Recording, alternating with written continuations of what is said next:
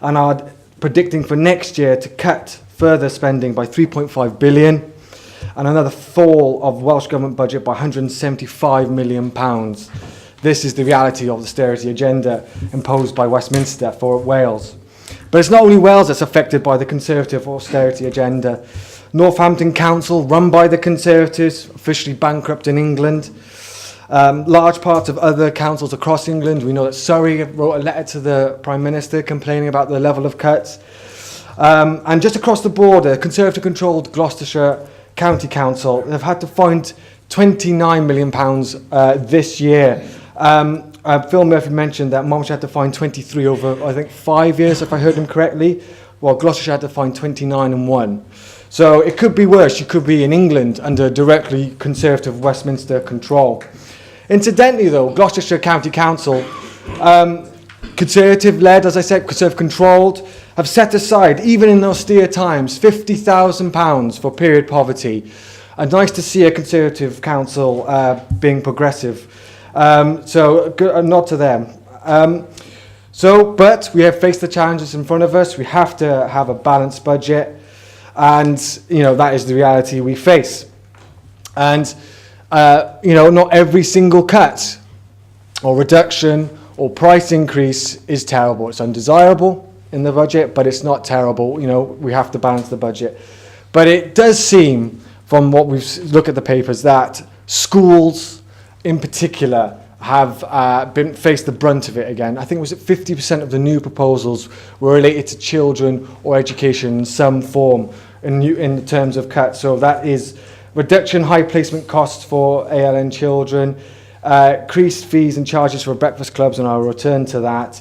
5% reduction on supplies and services to schools, an increase beyond RPI inflation for school meal prices, and many other items.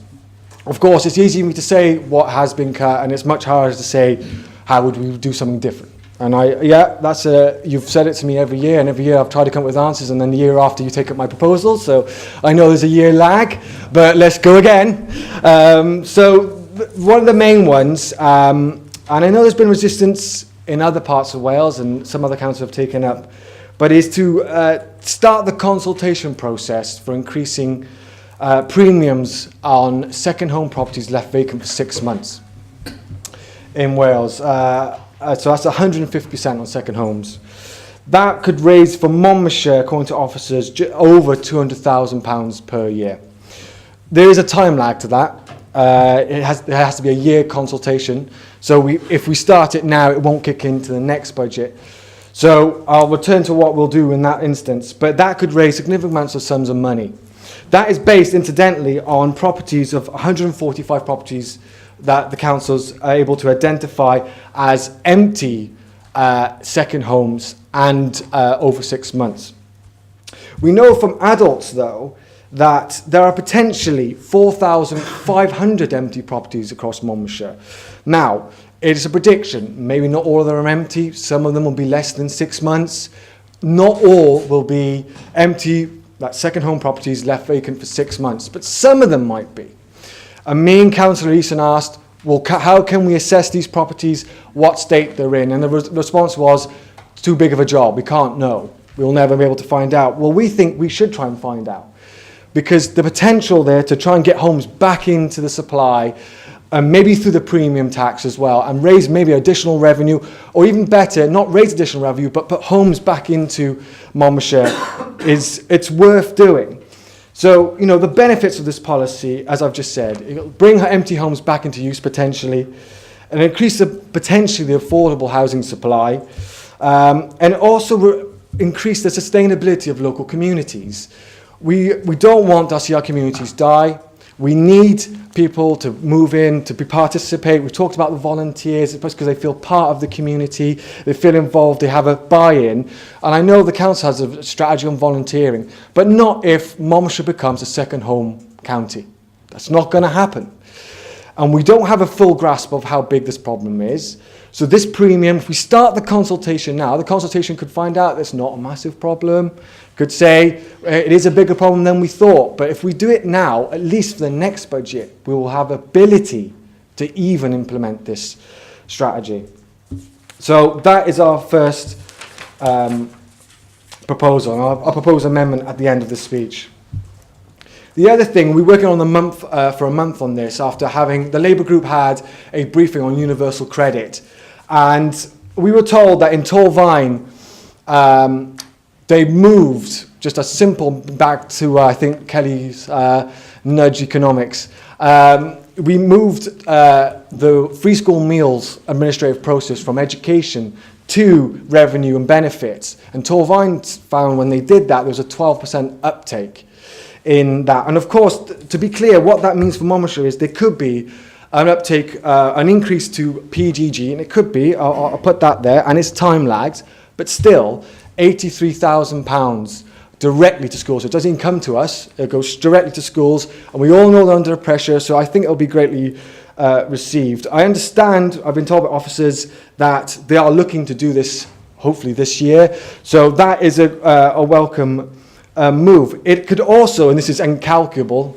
I've asked officers, I even had the temerity to look at the formula myself, which is just impenetrable, but the benefit the RSG. Now, we can't be sure, but common sense would dictate the RSG would go up. And so the Conservatives talk about, being the lowest funded. Well, this could be a help in that direction if free school meals take up. Goes up by anything like 12%. So I propose amendment. So considering the officer said that the 12%, the movement from free school meals from education to revenues is going to happen, that we just amend to implement two things. One, the 150% premium on second homes. Second, to increase discretionary housing payments by £50,000. Direct funding for discretionary housing payments to Monmouthshire has been cut by the Conservative government in Westminster by £50,000. That's a 26.5% cut directly from Westminster to this council. At present, we have 101 households threatened with homelessness, 2 households homeless with families, 24 households who are homeless, mostly families. We believe that at 50,000, so that's just uplifting what the Conservatives have cut from Westminster, will offset over £100,000 of extra additional pressure to the housing budget. I've been told by officers that in effective homelessness, and this is setting aside the social trauma to those families and to those children in Monmouthshire, that an eviction tenancy costs £7,000, a homeless application costs over £3,000, temporary accommodation is £115 per week, £164 per family.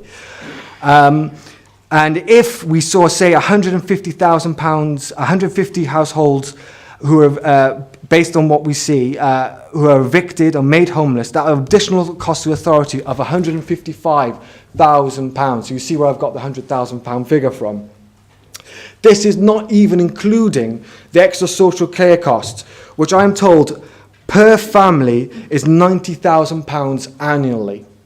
So an increase in DHP after the cut could offset additional pressures which always come in children and adult social services, particularly if people are made homeless. So we propose that we introduce the second homes premium. We use reserves, or as in the lingo, bridging mechanism, as I'm told by Peter Davis, to implement it this year, to then fund to get rid of the fees on free school meals, scrap that entirely, to put £5,000 to period poverty, to set it aside, not spend it, but to set it aside, so we have a budget with a working group that could use surveys, any additional research, any other budget we need, or to fund any sanitary projects we need at that time, we don't have to spend it, but set it aside, and to uplift DHP by £50,000. That will be reserves for this year. But for next year, the premium will bring in more, cover all those costs, and then be able to add more to reserves. So we think this is an investment. It's an investment in our children. It's an investment in families in Monmouthshire. And it's a reasonable amendment. Does anybody want to reply to that? No. Right out, yeah. That's your amendment. Have you a seconder? Thank you. We'll now be debating the amendment.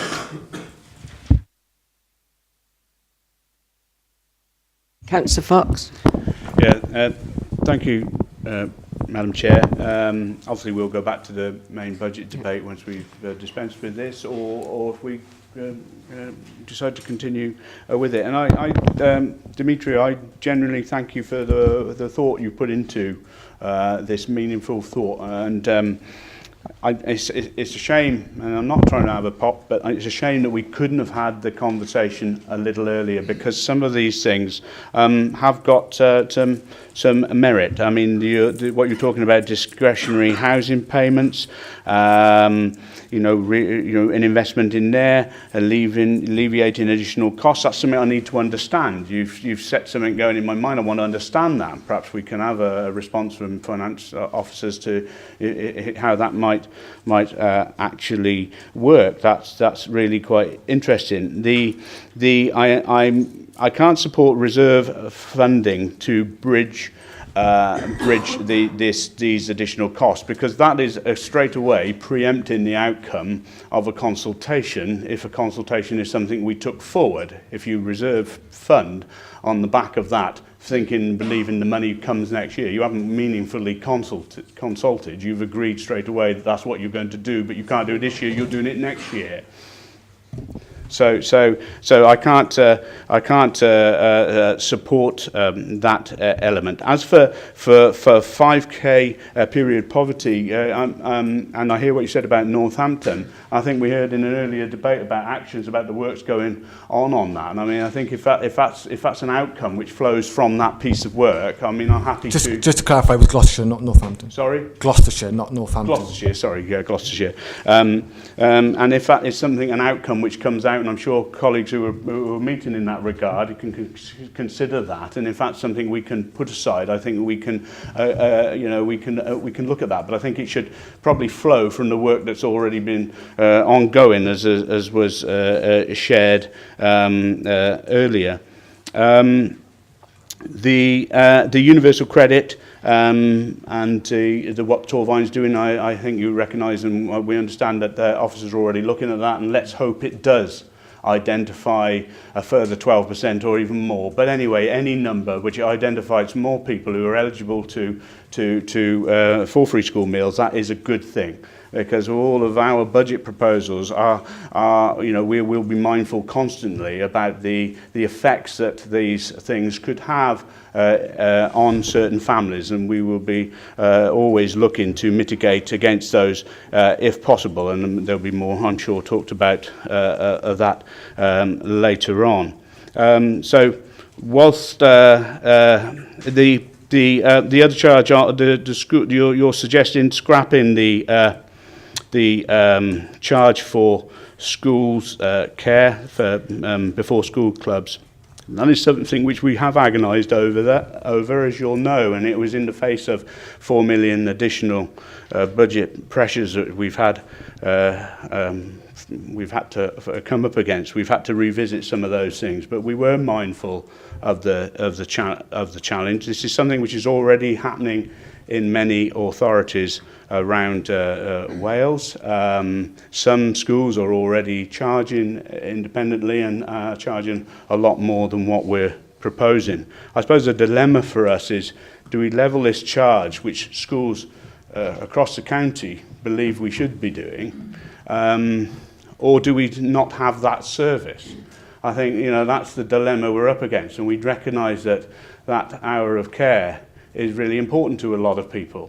But I go back to what I said again earlier about, we are mindful that that there could be families we need to who could be disproportionately affected, and that's where I come back to us taking a pragmatic approach as we move through the year to assess the pressures which may be coming to bear on certain families. And I think there's further work to be done, and again, I think there'll be more talked about perhaps later on about how we can evaluate some of these things. So it wasn't lightly put in place, that charge of £1. Madam Chairman, the amendments which Dimitri's put forward have got some credibility. I'm not saying they haven't, but again, sadly, this has come a little late in the day for us to incorporate in this year and to just suggest back reserve funding to bridge a gap. That is not the way we do things. If we could have had the conversation, if these conversations could have had a little bit earlier, we may have been able to give some deeper consideration to these things. Madam Chairman, I'm sure others will want to speak further on the amendments. I don't know if we could have a little bit more understanding of the implications of the discretionary housing payments and the 50k investment from officers, if that is something that would, almost invest in to save, if that's the reality or not. That's why these sorts of things need to be talked about early on, so we can get the reality, because it would be reckless to put something in place without understanding the implications of what we're doing. So I don't know, Madam Chair, if one of our officers did want to reflect on that, that's your discretion. Do we want to reflect on it, Peter? I guess the only points to make really, and I'd had some discussion with Councillor Petroni last week really, is just highlight, as is always the case in terms of risks, whenever you're taking decisions around bridge financing or use of reserves in that way. And just to understand, and as you've touched on, with the empty second home charge, and understanding that you're going to have to go out for a period of consultation to 12 months, absolutely. So not knowing and understanding the response that's going to come back through that consultation, the outcome of that consultation, and ultimately the decision that is then taken. There is not an absolute certainty in terms of the subsequent decision that's made, the saving that would materialise. So again, it's the underlying assessment of risk in that regard. I'm not sure, just in terms of other aspects, as to whether Cabinet members wish to respond concerning the discretionary housing payments. Councillor Greenland.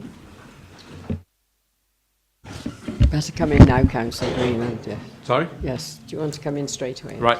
Yes, Madam Chair. First of all, I would like to echo the leader's views. Councillor Petroni has come along with some suggestions, which it is impossible for us to test at this late stage. If he had come along even a month ago, then we could have listened to these proposals and we could have asked officers to work them through. You simply can't make a budget within a few minutes of hearing a proposal. That would be utterly ridiculous, and Councillor Petroni knows it as well. Why on earth the opposition cannot engage with us at an earlier stage, so that when proposals are made, we can have had the time to test them out. Now, as far as housing benefit is concerned, it might be worth a consideration, but I would need officers to be able to advise us on the full implications of that. But let me just say that in the past, we have been very, very careful in Monmouthshire about the issue of homelessness. You will remember some time ago what the Labour Party used to like to call the bedroom tax. And we were told that this would leave people evicted with no homes in Monmouthshire. No, it hasn't done that. What it has done is to free up houses with more bedrooms for young families. It has, of course, meant that in some cases, people who have no longer any children at home have had to move to smaller properties. But it has freed up larger properties for people who were, and I remember speaking to somebody not long ago who was very grateful for this policy, because he had been with his 3 children in a 2-bedroom house.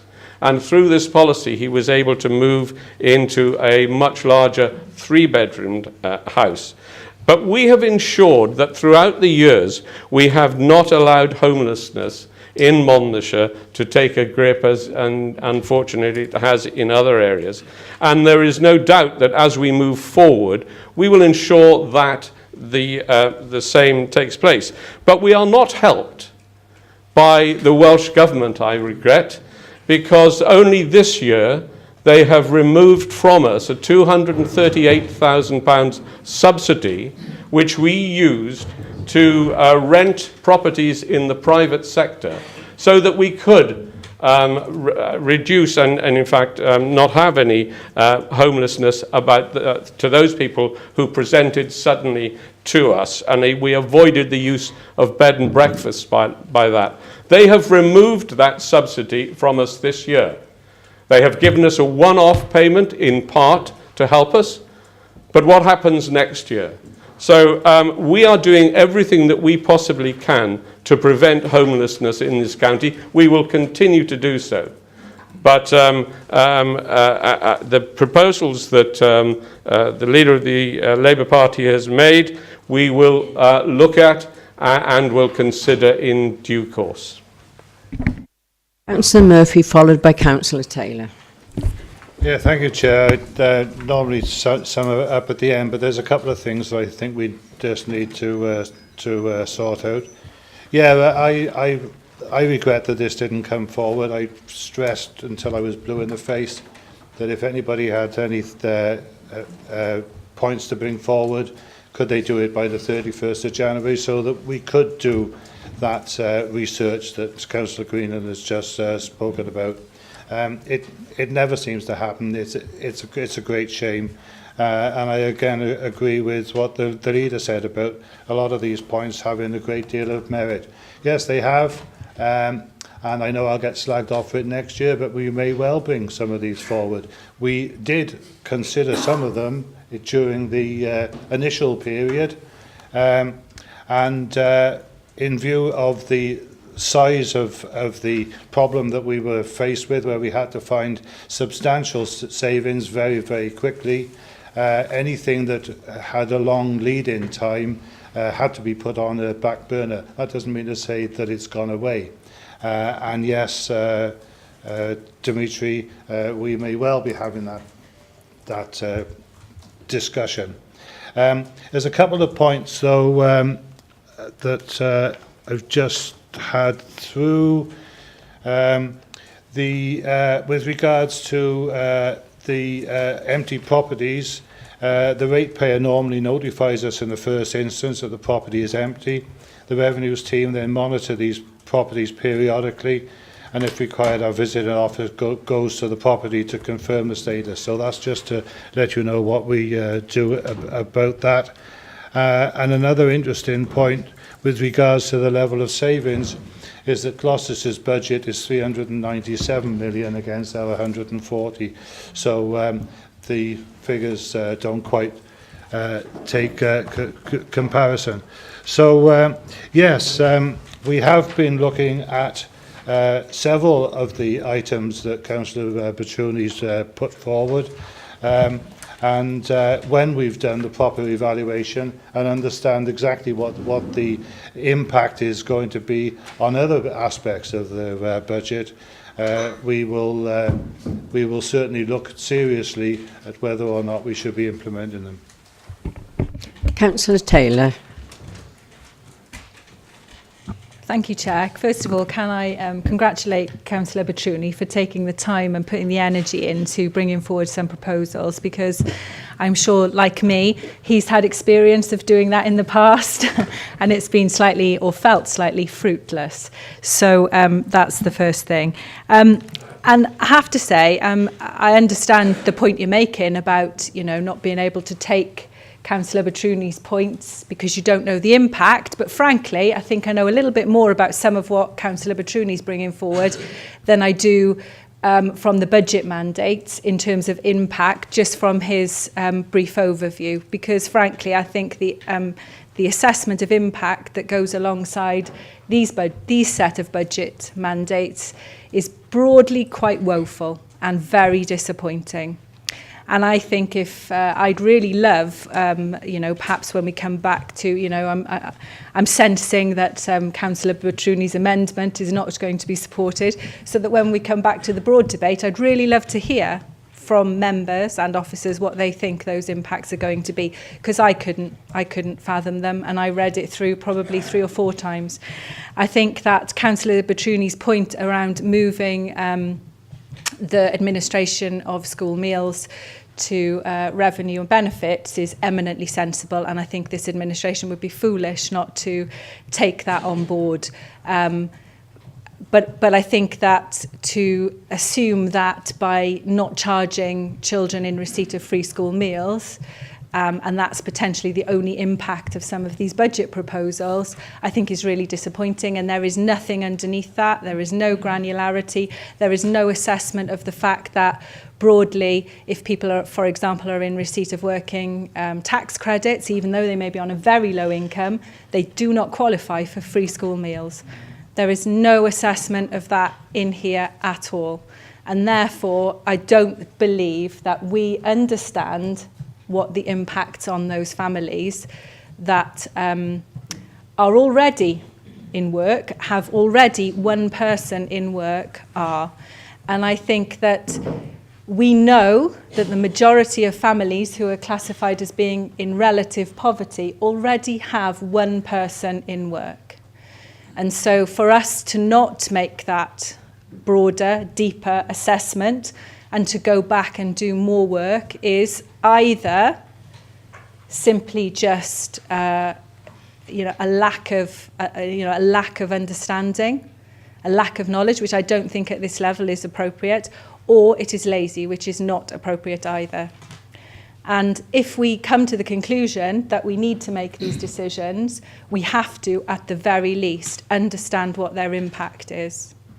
That does not mean that we cannot make these decisions, but it means we need to understand who, what, and where we are having the greatest impact.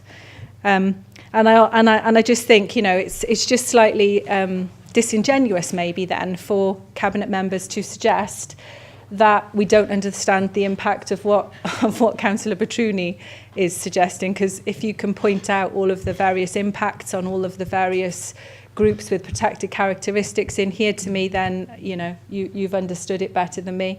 I've tried my best and I've spoken to officers to understand a little bit more. But I come back to there's a couple of things I want to draw on further when we come back to the main debate.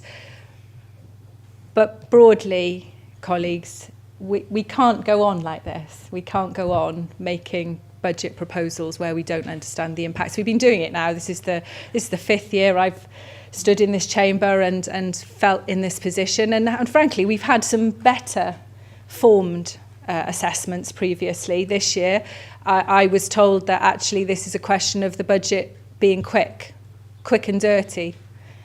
But when you look at for example, social care impacts, they were identified more than 2 or 3 years ago. That's definitely not quick, is it? So we should have done a little bit better than to assess that the living wage was going to be a pressure and that we might, our only mitigation there is to potentially, from what I could tell, look for younger workers who don't qualify for the living wage, and the same with our contractors. But just to come back to, I've also, done my fair share to Councillor Greenland and Councillor Fox and Murphy of looking for potential savings. For example, I proposed a couple of years ago that we should really look at the travel budget, that there was definitely money to be saved there by using our technology. And at the time, that wasn't seen as something that could be developed. I'm really glad to see it is here. But my point is, I did my best. I worked with officers to try and work out a proposal that could be brought forward. But at the time, there wasn't the appetite for doing that. And so it is not whether you bring forward a proposal, whether you've had the time to do it, whether you've decided to make the investment of your own time, whether you've talked to officers, whether you've talked to the administration. It much more depends on, at the time, is that viewed as a good idea? And if you are, like, Councillor Petruni and I, opposition members, I don't necessarily think that you have the same resources available to you. You might tell me that I'm wrong, but it does not, and that's why I commend Councillor Petruni for taking the time to work through these, does not give you any incentive to invest more of your time. And that's a shame, Peter, you're shaking your head. That is a shame, because it could mean that there were better proposals coming forward. I've offered for a long time to support in looking at equalities impact assessments. That's never been taken up. That's fine, you know, that's the decision for the administration. But broadly, I think we are not doing ourselves the best service, and we're not doing the county the best services either. Thank you. Councillor Howard. Thank you, Madam Chair. It's a bit of a nerd point, and you might think of the cap fit and all that, but Francis has introduced the point I was going to make, really, about last-minute suggestions or amendments, and as Francis points out, she certainly, or her group, have certainly made plenty of them in the past. But how do we stand in terms of making such decisions without the benefit of equality impact assessments or any future generations assessment? It seems to me a little bit, and I hope you'll forgive me, Francis, a little bit hypocritical to suggest we've undertaken woeful assessments ourselves, but then to applaud these last-minute suggestions that haven't been worked through. And the leader was quite right. It's great to put the effort in and to come up with alternatives. We do welcome them, but why didn't you do it a couple of months ago when we would have all had a chance to assess it? And I mean, have you, Dimitri, have you undertaken those equality impact assessments? Because we're required to. We wouldn't at any other meeting of the council throughout the year come up with something completely out of the blue and expect council to approve it, and the principle's no different here. Councillor Roger Harris. Thank you, Madam Chair. Francis is absolutely right. The Cabinet is ensconced with the senior officers. They know every jot and tittle of what is going on. We never, ever will as opposition members. In fact, the majority of you sitting over that side, if you can honestly put your hand up and say you know exactly what's going on the budget setting, then put your hands up now. No, it didn't happen, did it? So don't criticise us for not coming forward with timely changes in the budget. And I notice that Bob is on his usual rant about the Welsh Government. We've had austerity emanating from Westminster since 2010. We've had a 35% cut in funding to local government up to now, and by 2020 it's going to be up to 40%. How can you possibly keep going on about it's all the fault of the Welsh Government? You've got to realise, you people over there, you know, it's a good thing you are running the country, basically, because there's not going to be a lot left for us to pick up when we get back next time. So you talk about us coming up with the ideas now, and you say, isn't it sad that maybe you didn't come along a month before? And I forget how many times I've heard that sort of thing in this chamber. I've been here 14 years now. Why don't you invite the group leaders, when you've got your budget in your minds, to come along, test it out and say, this is what we want to do. Give us your ideas for improving it. It would be a good idea if you actually did that, invited us. Not say, we're here, come along if you feel like it. Actually invite us to a meaningful meeting, and I'm talking about all the group leaders. We might get somewhere that we can actually have a positive input that you would agree to. Thank you, Madam Chair. May I just remind you that you're debating the amendment at the moment. Some people have been wavering about. Is there anybody else would you like to sum up? No. Oh, sorry, Councillor John. Thank you very much. Well, I wanted to make some broader points about the overall schools budget, but I'll restrict my comments for the time being to Councillor Dimitri's amendment, and also I wanted to comment on some of the other points he made. First of all, about austerity. Now, we had some news earlier this week that the UK is now running a budget surplus for the first time since 2001. And the International Monetary Fund is now saying that Britain is a great example for other countries to follow in terms of the great work the UK government's done in cutting public spending rather than taxing hard-working families. So the UK government has done the right thing, ensuring that the country lives within its means. For the first time now since 2001, there's a budget surplus, because I'm afraid the message to the Labour Party is you cannot borrow your way out of a debt crisis. So while austerity has been difficult for many in the public sector, it was the right thing to do because the country has now got balanced books. You mentioned about ALN and a reduction in cost there. We're actually very pleased with getting a reduction in high-cost placements, because often it's not always the best place to for vulnerable and other young people with complex learning needs. So we have a deliberate strategy of trying to ensure that we can provide for students with complex needs as close to their community and as close to their home and their families as possible. So we're not going to apologise for a reduction in high-cost placements. Councillor Petrini made a very strong point, I thought, about the pupil development grant and about ensuring that children who are eligible for free school meals get free school meals. Of course, the benefit is not just for those families and for those children, it's for the school as well in terms of pupil development grant. So that's something the authority is pursuing, and that was a really strong point. We've seen the benefit in Torvine. I don't know whether we would have as high a benefit as 12% here. We know we've got a slightly different demographic, but any extra money we can get into our schools in terms of pupil development grant will be greatly will be of great benefit.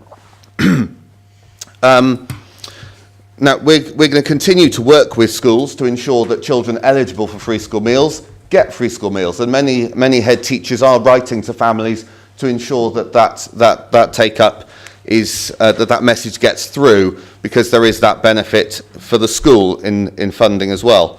Now, I must take up the point that both Councillor Harris and Councillor Petrini made about suggestions. And while it's lovely to hear suggestions today about things we could do to save money, I remember on the 9th of November we had a debate here where the Labour Party wanted to put, you brought a proposal of putting an extra £1 million, a nice round figure, into education. And while we said, of course, we would love to put extra money into schools, does anyone have any ideas as to where that £1 million could come from? And I'm afraid no one from the opposition could suggest where we could find £1 million to put extra money into education. So it's all very well coming out with ideas now, but at the time, back in November, no one had any ideas about how to save £1 million for schools. Now, about the before school clubs, as Councillor Fox said, this has been a difficult decision for us, but in the end, it's come down to making the decision to protect before school clubs, enabling parents to access affordable childcare. We know that a number of local authorities in Wales have decided to scrap that first half hour of childcare. So actually, parents have no option to drop off their children at 8 o'clock or 10 past 8. You know, this is what the state provides, like it or lump it. Actually, we think that working parents should have a choice, and that if parents want to drop off their children earlier and access affordable childcare, that they should be able to do that. And I challenge anyone to find a source of childcare for 50 minutes with a breakfast for £1. You can't do it. So this is about, while we didn't come into politics to introduce new charges, but this £1 charge will enable us to protect the before school clubs, ensure that parents do have the opportunity to drop off their children at 8 o'clock or 10 past 8. And we feel that's really important in terms of supporting a vibrant local economy. We know that a number of local authorities in Wales charge for the childcare element of the before school clubs.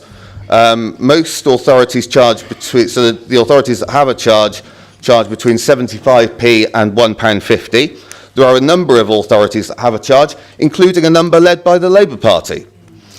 We've given an awful lot of thought, and a lot of work has been done by officers in terms of mitigation, which my colleague Sarah Jones is going to talk about. we're the only authority in Wales with a social justice cabinet member. We've made a clear commitment in our corporate plan to social justice, and it's embedded in what we're doing. So, of course, we've examined mitigation, and we're going to review how that works in a pragmatic way. So this measure, it's about protecting affordable childcare. It's also about fairness. Is it fair for a family on fixed or low incomes to pay extra in council tax to subsidise very wealthy families to get free childcare? We don't think that's fair. So that's why we're introducing this measure today. There's been an awful lot of consultation with schools, with head teachers, and there'll be further discussion with those head teachers about how we implement this, about how the admin is done, so we can mitigate any impact on schools. So, as I say, I'll come back a little bit later and talk about some of the broader points about the school budget, but that's why we're doing it. It's about protecting affordable childcare. Councillor Petrucci, would you like to sum up? Yes. Oh, sorry, I didn't see Sarah. Thank you, Madam Chairman, and I'll be very brief. And I'll come back on the equality impact assessments, if that's okay, on the substantive part of the debate. This is still on the amendment, This is on the, yeah, very much so. And so just addressing the 2 points then, in terms of the preschool childcare, I agree. I mean, there's many of us on this side of the chamber that have children of school age, and we understand the difficulties that parents face. And this isn't a decision that's being taken lightly. And on that basis, it's important that we monitor and evaluate that situation, and we mitigate against any unintended consequences. So on that basis, we will review and we will look at the impact 3 months within the implementation. So after September, within the first school quarter, the first school term, we'll then evaluate and look at the effect that that's having to see if there's anything that needs to be done further. And as Councillor Murphy said, there will be cases, ad hoc cases, where hardship cases can come forward, and we can assess those on an ad hoc basis before that full evaluation has taken place. Under my role as social justice member, I'll be working closely with the FEDIP group, with Ian Bakewell's group, as part of our poverty strategy, which we're bringing forward, again, to ensure that this issue and other issues around budget making and budget decision making are brought to the fore when we look at that. So that's specifically on the point about the childcare. Just to very briefly talk about the period poverty, I think £5,000 is a great figure, but what does it actually contribute towards? We have yet to evaluate and monitor that situation, and that's something the group is doing. So as Councillor Watkins, as Councillor Howard has said, we are looking very closely at that, and we'll make a decision based on the evaluation and the monitoring that comes in. So yeah, I think that's addressed that point around the period poverty, but I'll come back to Councillor Taylor on the equality impact assessment after. Thank you. Councillor Petrucci. Thank you. I know it's your standard attack line about last minute. If you know me, it's nothing's last minute. I go through it in great detail, but I tell you what was really, and it was beyond your control, and I admit that, but you had the 2% increase you didn't predict, and there was last minute proposals. And when did we know about the free school breakfast charge? A week and a half ago? 2 weeks ago? Was it roughly ballparkish? I'll be generous. 3 weeks ago? So that's when we in opposition are informed of your actual policies, of what you're actually going to do, and then you have a go at me about trying to come up with a way of mitigating it in 3 weeks. So it's a bit rich to talk to me about last minute. And we did. I have for years. I know the new Conservative members won't realise this, but before that I did. I sat down with you. I even handed my budget to you one year and said, this is what we're going to do. This is what we're thinking of. And basically the next year you just took it all. So it's all nonsense. It's all nonsense. It's all absolutely made up stuff. So you brought your last minute proposals because of a change in the levy. You had more costs, £1 million, roughly £1 million more pounds than you were predicting. That wasn't your fault. That was the pay award.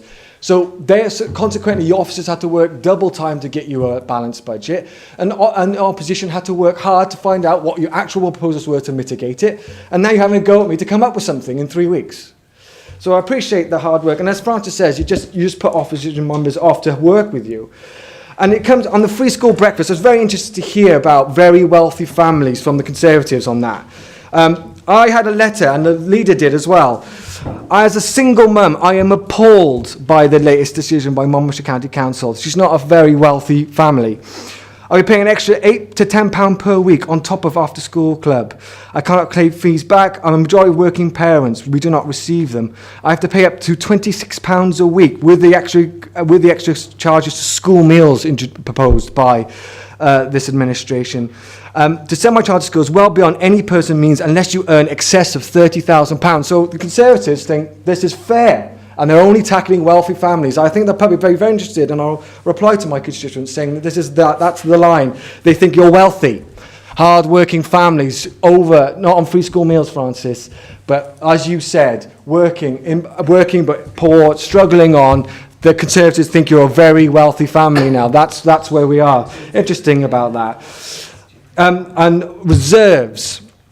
We had £155,000 put in from reserves taken to deliver the ADM or to progress it. Fair enough. That was the decision. It can be found for ADM. It could be found for that. It could be found for free school breakfast. Don't do this policy. £125,000. Reserves can cover it for now. We can find the money, and this additional second problem can do it. It can deliver it. And if we don't do it, this is just really pushing. The legislation says you have to do it. You have to have a year's consultation, Peter. You have to do it. There's no wiggle room. So if we don't do it now, we do it for, say, next budget. That's another year we have to do because we have to consult for a year. So we're not talking for 2 years. We could even introduce it. So we have to do it this year. We have to do it to even have the chance. I don't know if I explained that. If we didn't have to even have the chance of introducing it next year, because there's a forced, required consultation period. So let's do it. We can do it. It's in our power. We have the power. It's just a consultation. We're not imposing it straight away. It's just a consultation. Do we do it quality impact a consultation? No, we don't. It can raise revenue. It's worked out by officers. I haven't plucked those figures out. You say, I've just made it up. Officers have worked through it. They sent me the details with all the Excel spreadsheets. It's not last minute stuff. It's doable. It's a consultation. Why not? And then we can pay for our free school breakfast and not do it, which obviously is not popular on your side either. I know you're reluctant yourself to do it. This is a reasonable way to do this. And the discretionary housing payment, think of the misery we're going to stop. £50,000. Think of the misery. This is not huge sums of money. It's just completely reasonable stuff. I urge you to vote for it. Right, we've had... Right, do you want to read the amendment out again, or everybody's clear of it? You're all clear, right. And it's been seconded. All those in favour of the amendment, please show.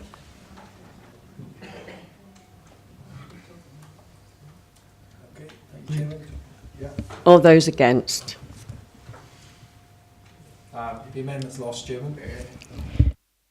We'll now go back to debating the proposition recommendations. Councillor Howarth. Thank you, Chairman, and thank you for your amendment budget, Dimitri. I'm a little bit disappointed that actually you came here as Labour with a £200,000 over that. Some councils ago, when you asked for more information, didn't win the motion, but it was quite a positive step. That's not within your remit this afternoon, but not to worry. We'll find out whether we can progress with other things.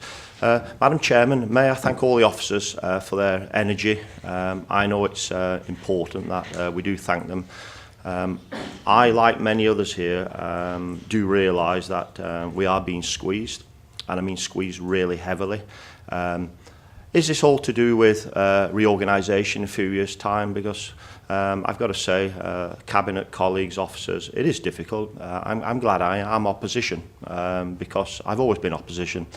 15 budgets I've sat through, done exactly what you've done, Dimitri, probably out of 15, put proposals forward. Some go forward, some don't eventually, which is good. At least people listen to you. The 15 budgets I've carried out or been part of within this council.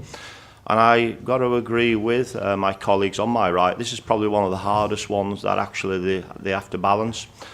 But the pain isn't over, because we have to balance the year in as well. And I think, was it nearly 1,000 tonne of salt's gone on our roads in the last couple of days, something like 800 and 900, so it'll be 1,000 tonne by the time we finish with it with the winter. There'll be money I have to found to replenish our stock. If we don't, we'll have to actually go to reserves to find that money to do that, and that's important. So we are being squeezed. We can argue backwards and forwards all day here, and it won't make one hypoth of difference. Our assembly members need to do more. There's no doubt about that. We've got assembly members who actually sit in that building down in Cardiff, who actually represent us. And if they can't do anything, what can we do? Yeah, I mean, it is dire. And I'll go to the mandates. The mandates were poor, and I understand why they were poor, because I don't think people actually know what they're going to save long term. Come June, you'll sign off the outturn of the budget. We could have massive overspends in some of them directorates. Who knows? We don't know. Perhaps we may know, the Cabinet may know now that things aren't as balanced as they should be. That may be another pressure we're going to have to look at, but we'll have to keep soldiering on. I'd just like to point to Cabinet a few areas which I believe they should scrutinise and should actually look at savings. Is the PTU, the Passenger Transport Unit. It comes under, and that's the broad range of the PTU, especially on school transport and what we've got out there. I know we're doing lots of work with Torvine on the PTU. I think I'll stand to be corrected, but we're probably working more in partnership with other authorities now, making sure our fleet of transport is being utilised to the best it can. But there are savings to be made there. There's no doubt about that. We've been mentioning that for a few years now about children's transport, the kids being transported across the county. And one thing before I forget, Chairman, I do need to talk about the capital, and this is part of the capital. I don't have any amendments for the budget, Chairman. There's not an amendment here. All I'm going to do is give some guidelines. I, like many others here, could not get my head around some of the proposals within the budget. 2 to 3 weeks, I saw some of us had from probably last week when we looked at alternatives which were given to us, and I thank the Cabinet for actually realigning some of the things that matter to people also. We did realign some things, which is great, only small things, but they do matter. I think many of us here actually understand the people of Monmouthshire as well, what does matter to them. The little things do matter. The amounts of the volunteers we have out in our communities there is unbelievable. You would not believe the amount of volunteers that we have there. Are they recognised? Who knows? I know we have a volunteers fund there which does award volunteers out there. I will be looking for actually expanding that, because in the next few years we're going to have more and more volunteers out there who are going to have to work for us to actually balance your budget, because there's things that we will not be able to carry out. It's definite. We will not be able to do that. We're going to have to rely on the volunteer sector. So let's reward them. So that goes down to my capital side of it. I want to go through the capital on the basis of are we still going to reward the area committees with their capital fund of, I believe, was it 14,000? I can't even remember. Is that still in there? I couldn't find it. I'm sorry.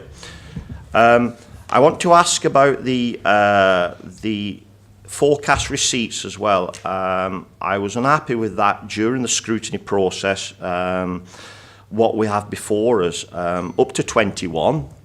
And this is so important in the capital, because this is what's going to try and deliver our schools, our capital programmes which our schools are putting together to actually keep the doors open. It's all got to come from the capital budget. It does not come from the revenue. So any schools that need any major works doing there to get to a level, to reach a level, has got to come from the capital receipts we have. I'm very disturbed that the sheet or the information that we've been given is actually not a true example of what we're looking at within the receipt side of it. Now, it may be I have to go into committee for that, Madam Chairman. I'm not too sure, but I will ask the question of the Chief Executive or of Rob if that's required. There will be no sums to be discussed. It will be actually things out there which are not on this sheet. Can I give some advice on that? It's difficult to give accurate advice because clearly I'm not quite sure what you're going to say. So I would suggest, if Council is happy we conclude the debate on the budget, and whatever the final recommendations are voted on, and then we afford a little bit of time to come back to this issue. But we will have to go. I think it's probably wise to go into committee. We probably therefore would position it right at the end of today's agenda.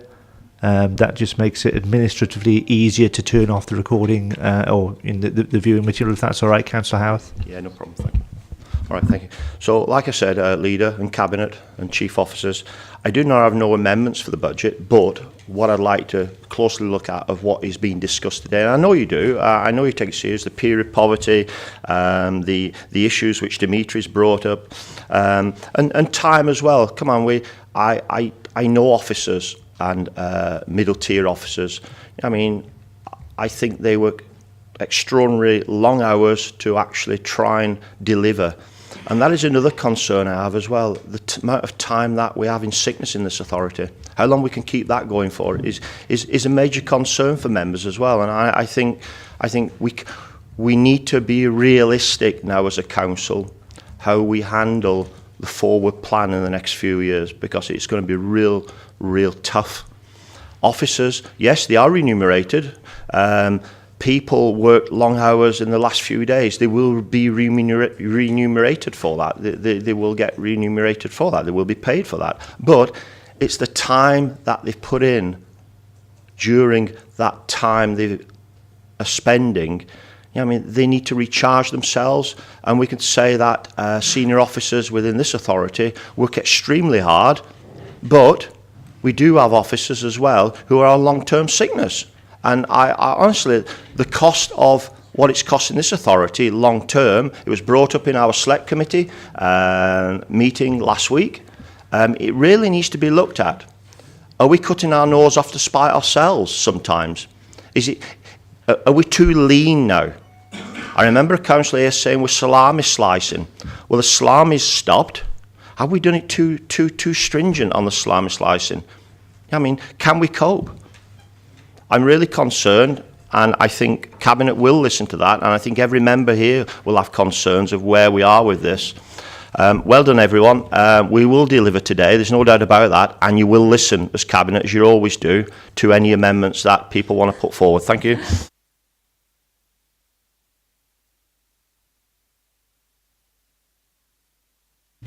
Councillor John.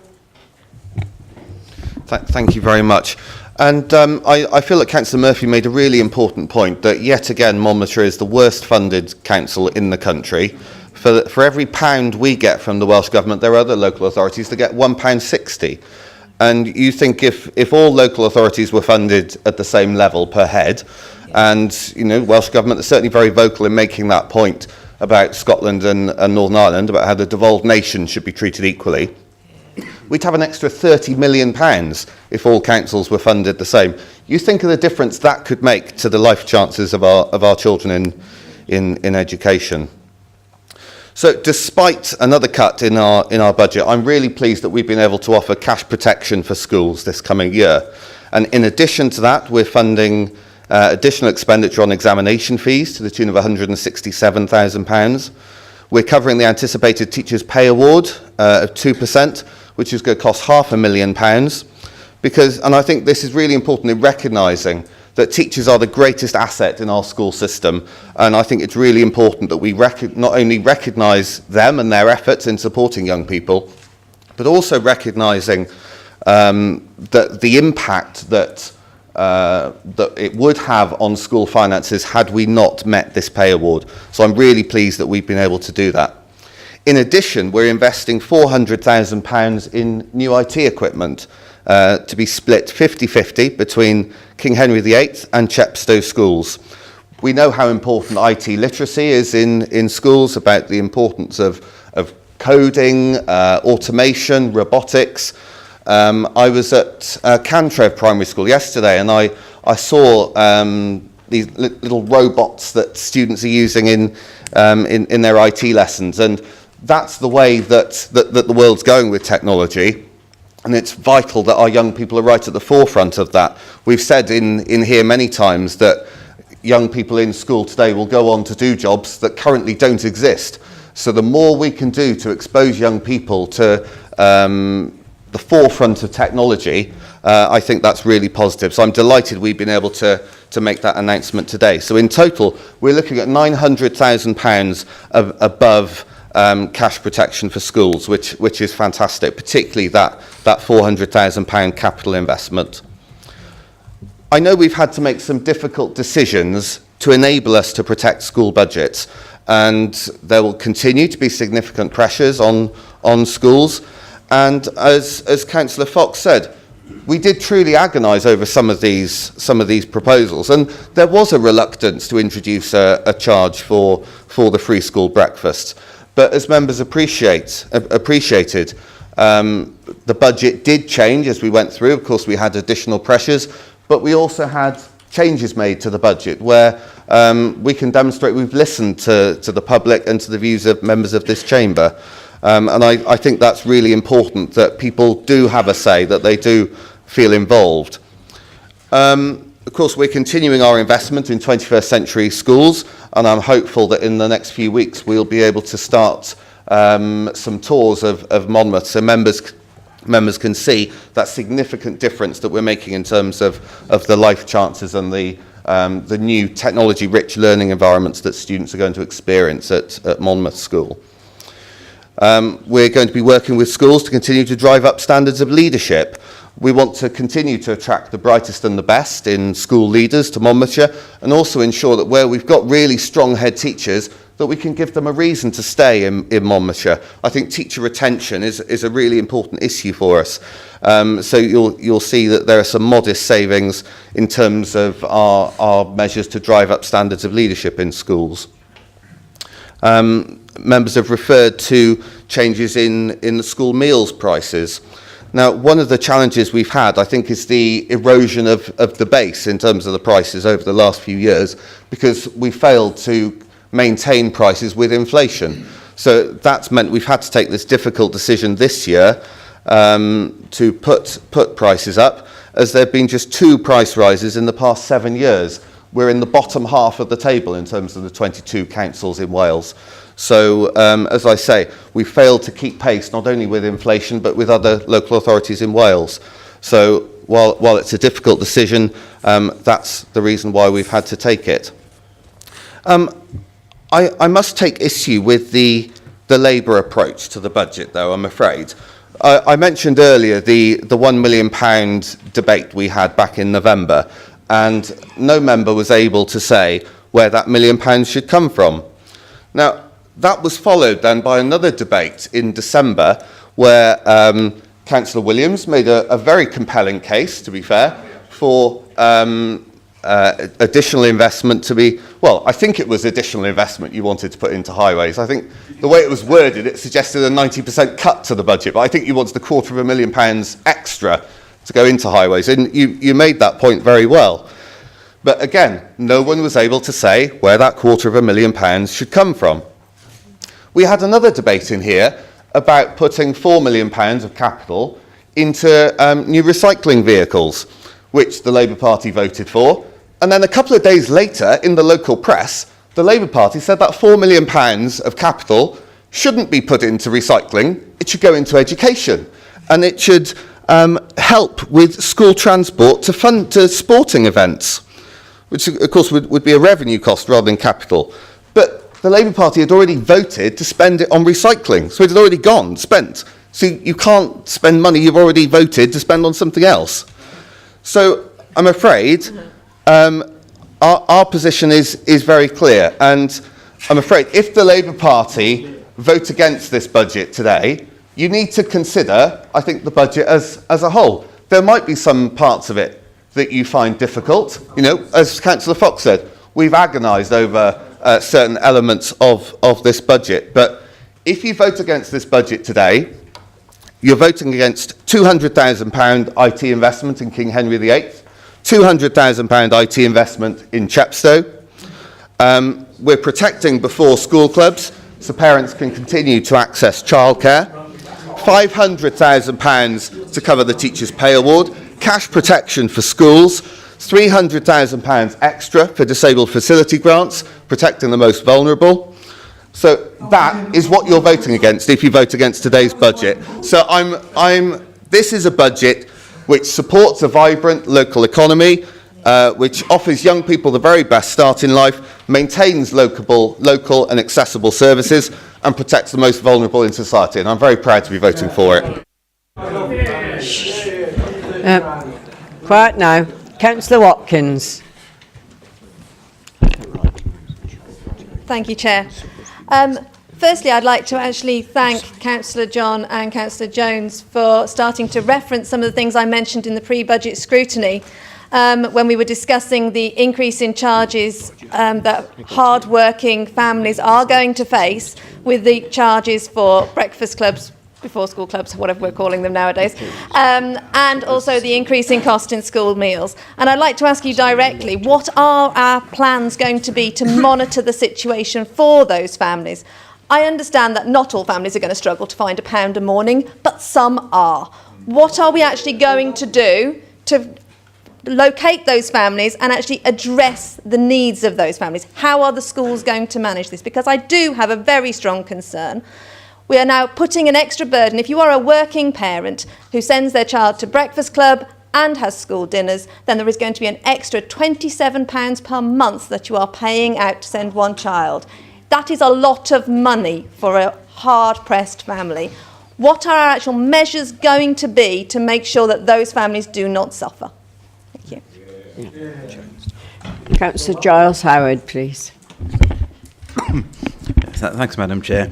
Well, despite the Labour leader's usual comment that he's only interested in what happens in Monmouthshire, particularly when a Labour fail is pointed out to him elsewhere, his comments have been all about England today. And Dimitri and Roger present their half of the story since they refuse to recognise that the Welsh Government has had cash increases year on year since 2010. And the only time it didn't was in the last year of Labour in charge of Westminster.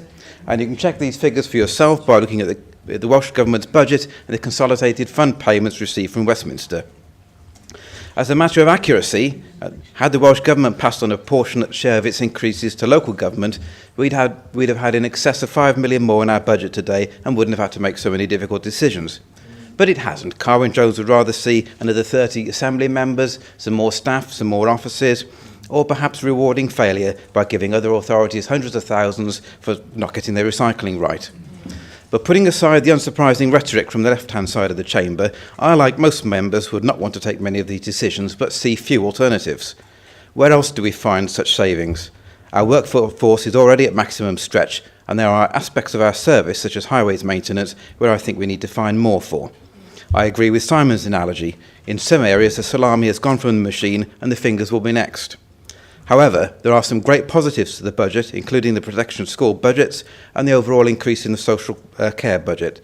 I thank the officer teams, colleagues and members who have had to scrutinise, assess and agonise over these proposals and in the face of few or even worse options must support it. Councillor Kevin Williams, you wanted to come defend Thank you, yourself. Chair. Yeah, I did put forward an increase in our highways department. I think the last week has shown how valuable our highways department is. I make no apologies for it. I'm sorry, Richard, if you didn't quite understand the motion. Next time I'll try and make it a lot more simpler. And I hope you're feeling much better now, having digested that anti-Welsh Government encyclopedia that you've obviously swallowed this morning.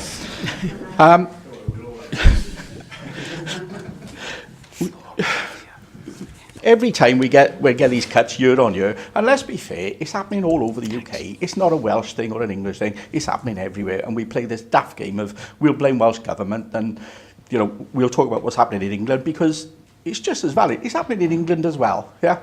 How many of your group there now actually knew about all this stuff before it was presented to the same time as us? Did they all know? Yes. So you all knew. We didn't. Maybe you should have digested a lot of it to us. All right. We had a choice. Oh, that was in February. That was, wasn't it? That was last week. Yeah. Okay. And austerity is everywhere. Yeah, I know it's tough, and I know that we're making cuts and things where we can. All councils in Wales are experiencing it. Some to a greater degree than others. Yes, we get less money per head or whatever it is you call it, £1 as opposed to £1.60 or something I heard over there. But where do we go? It's difficult, right? And I'm not criticising a lot of these things. Some of these proposals are okay. I do think sometimes the business of not listening to us because we always put it together too late is a bit of a cop-out, really. And I think that you could actually listen a little bit more than what you do. But hey-ho. And the final thing I'd like to say on it is that when we make decisions for these cuts, where do they come from? Do they come from the Cabinet themselves, or do they come from just direct from officers? What input does the Cabinet have in it? Because if it comes from officers, which I heavily suspect most of it does, because they're the experts, how are we supposed to understand it? We've made, well, Dimitri has, to be fair to him, made a consistent effort over the last couple of weeks to talk with officers and bring some valid things, and I acknowledge the fact that you recognise that as well. But as an ordinary opposition member, I get to see it when the papers come out, and you know, I watch a few meetings online if I'm sort of sat in a cafe somewhere doing some work, as I often do. And don't laugh, Bri. Don't laugh, Bri. He took the mickey out of me once. John over there, I am taking yours as well. So I know it's difficult, but working together sometimes does help. And maybe next year, if we sit down and talk at the beginning of January, we won't get that, you left it too late, in our years again. Yeah? What we'll do, we'll try it next year then, because for 6 years I found it's never worked. Right? We'll make a conscious effort now to push it next January, and I'll sit down, right, after I've wished you Happy New Year, Pete. Right? I'll sit with you, because you know I often come and sit with you, don't I? He tells me loads of stories. It's like being on Jack and Nori. We can sit there and we will make an effort beforehand, and then we'll see what your argument against it comes up next year. Councillor Roger Harris. Thank you, Madam Chairman. Again, I don't know where to start here, apart from the fact that there's absolutely burying your heads in the sand about austerity on that side of the chamber and blaming it all on the Welsh Government. I have to keep saying it. You're demented. You've got to admit that, you know, austerity is here. It's as simple as that. And for the last 14 years, I've sat here and one of you has stood up and said, it's all the fault of that Welsh Government. We're the worst funded council in the whole of Wales. And I'm still waiting to know why we are the worst funded council in Wales. Do any of you on your side know? Have you been told why we've been singled out to be the worst funded council in Wales? I've asked this question before. Is it because you're Tories and we're singling you out as a Labour-controlled administration to really punish you, or what is it? So I'd like some answers on that. And while we're at it, during that time, we've had one period of time an AM who was also an MP, and now we've got all that time the Welsh Government's been in existence. We've had a Tory AM in this county. What is he doing about it? You've been in government in Westminster since 2010.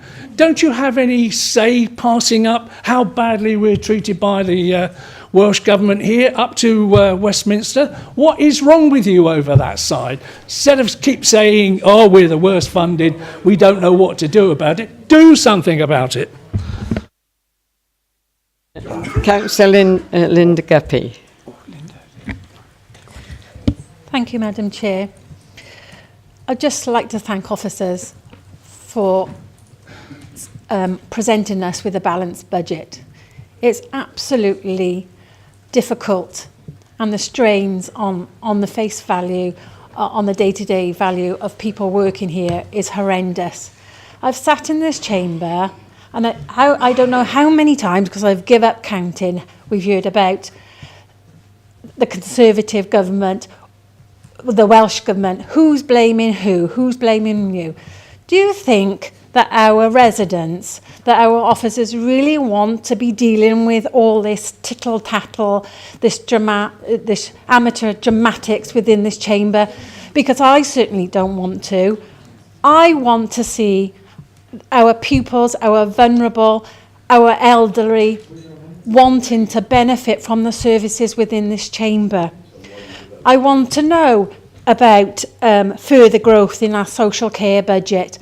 You say about the disability enablement grants that they've stayed the same. However, we have got a rise in an ageing population. So that budget is going to go up. But I don't want Mrs. Jones or Mrs. Evans to be having to wait an extra 3 months. This is the areas that we need to be looking at and prioritising and monitoring further. We haven't had a lot of the word monitoring other than the Welsh Assembly, you, me and whatever. With school spending and prioritisations, we've said and we've maybe looked at we don't want to send pupils to out-of-school placements because of the expense. No, we don't.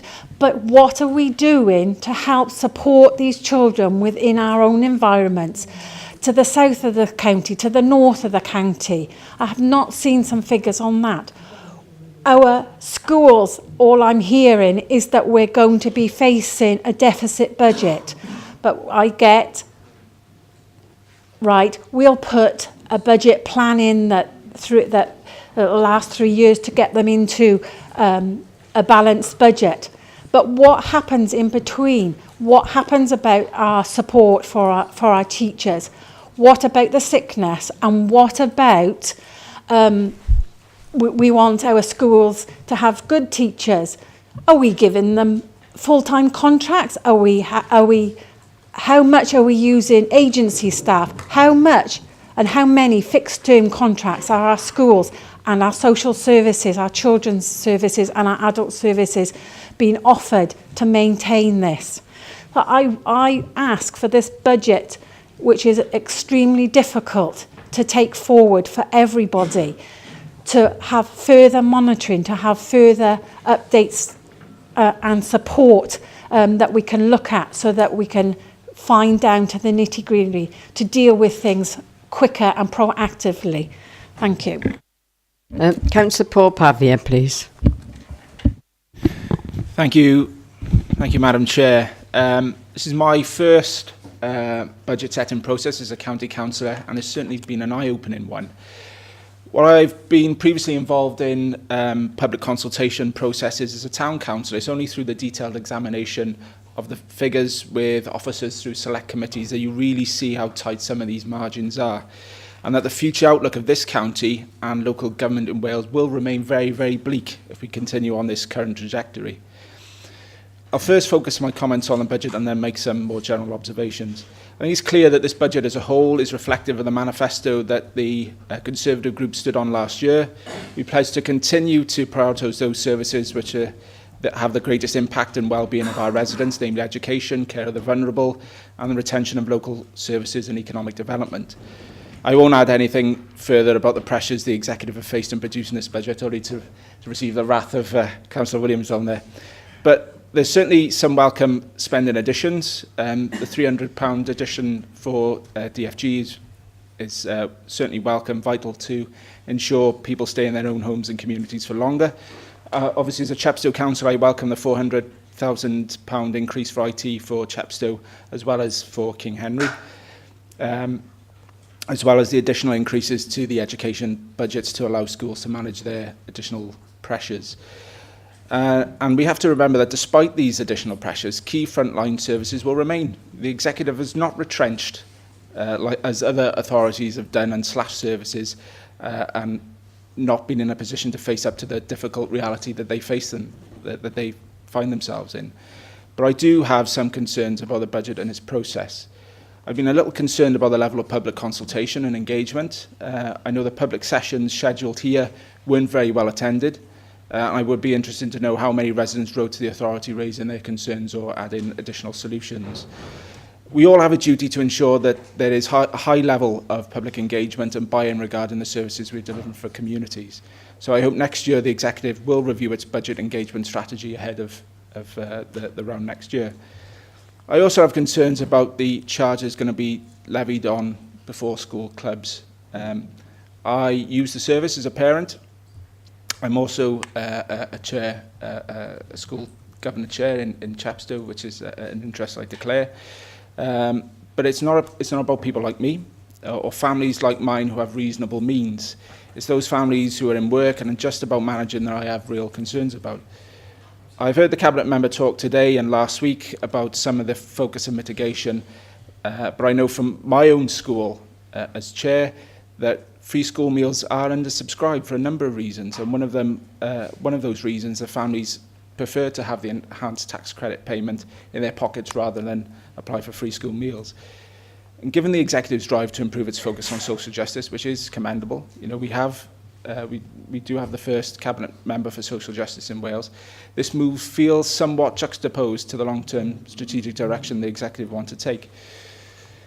Given the last-minute pay award pressures, I understand why it's been brought to the table at short notice, but I want to ensure this policy implementation is properly monitored and evaluated at regular points, particularly over the first year, and that schools and parents are engaged so qualitative data is captured to the policy's impact.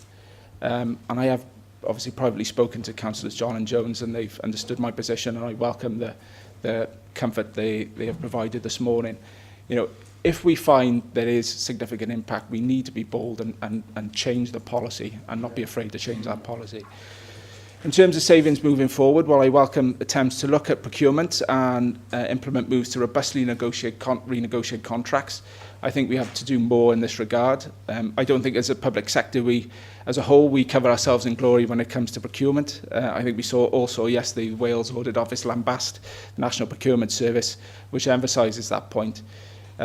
We've probably been better than other authorities given the need to be more nimble because of our financial constraints, but I want to see this taken to the next level. The Economy and Development Select Committee, which I chair, has done some initial work in this regard, and I would like to see that work accelerated in the weeks ahead. However, more generally, I'm concerned about the long-term financial future of this council and local government in general across Wales.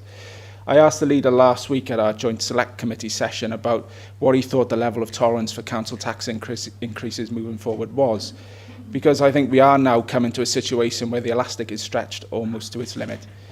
Some bills for families are akin to a small mortgage, and I think that we are moving to a ceiling in terms of what can be levied in future years. But as we know, the council tax element is only a small proportion of what is generated in terms of what comes in as a proportion of local government funding, and the RSG allocated by Welsh Government is the largest portion. And despite what the Labour group say, the funding formula is the elephant in the room. It's not about having additional money, it's about having what proportionally we should have compared to our rurality. If the Cabinet Secretary for Public Services is serious about fostering a new relationship between national and local government, then a review of the funding formula will go to some way in laying the foundations of that new relationship. But in addition to that, there has to be the realisation of pressures that are going to come from adult social care and children's services. The Health Foundation recently published a report, The Path to Sustainability, Funding Projections for the NHS in Wales 2019-20 and 2030-31. Recognising the twin challenges of financial and demand pressures faced by health and social care in Wales. The Health Foundation report also recognised that the health of the population depends on far more than just the quality of healthcare services. Key determinants of health are largely outside the control of health services, and so the quality of and spending on social care has one of the strongest impacts on the demand for healthcare. It has been estimated that pressures on adult social care alone will rise by 4.1% a year in real terms from 2015 to 2031 due to the demographic, chronic conditions and rising costs. This will require the social care budget to almost double to 3.2 billion by 2030-31 to match demand. Councils are using their medium-term financial strategies to plan for future savings requirements, but there are clearly risks in terms of financial resilience, not least the burgeoning costs of social care and increased demand. We've commissioned a review into ALN because we don't know what the service impact and financial pressures will be on the authority from new legislation. And children's services are the biggest challenge because it's so hard to predict the level of need. These are pressures that could well emerge during this next year and for coming years. And if we maintain the current levels of RSG from Welsh Government, I'm concerned about the sustainability of this council in the future. So to conclude, Madam Chair, overall I welcome this budget. I'm concerned about some elements, but I do have comfort from the Cabinet members regarding preschool charge, and I welcome that pragmatic approach taken. I also hope that the levels of public engagement will be improved for next year. I also agree with the leader of the independent group that more needs to be done with the town and community council sector and third sector in terms of developing new models of service delivery. And I commend the Chief Officer for Operations for the work he and his team are doing in Chepstow, in particular in developing a new town team to deal with the street scene and environmental issues. I think those models developing going forward are vital. However, the long-term sustainable funding of local government and social services is what needs to be addressed urgently. And I hope the leader and the executive team will extend an invitation to the Cabinet Secretary to come to this authority so we can start those discussions on an all-Wales basis. Thank you. Councillor Greenland, and then I'll ask Councillor Murphy to...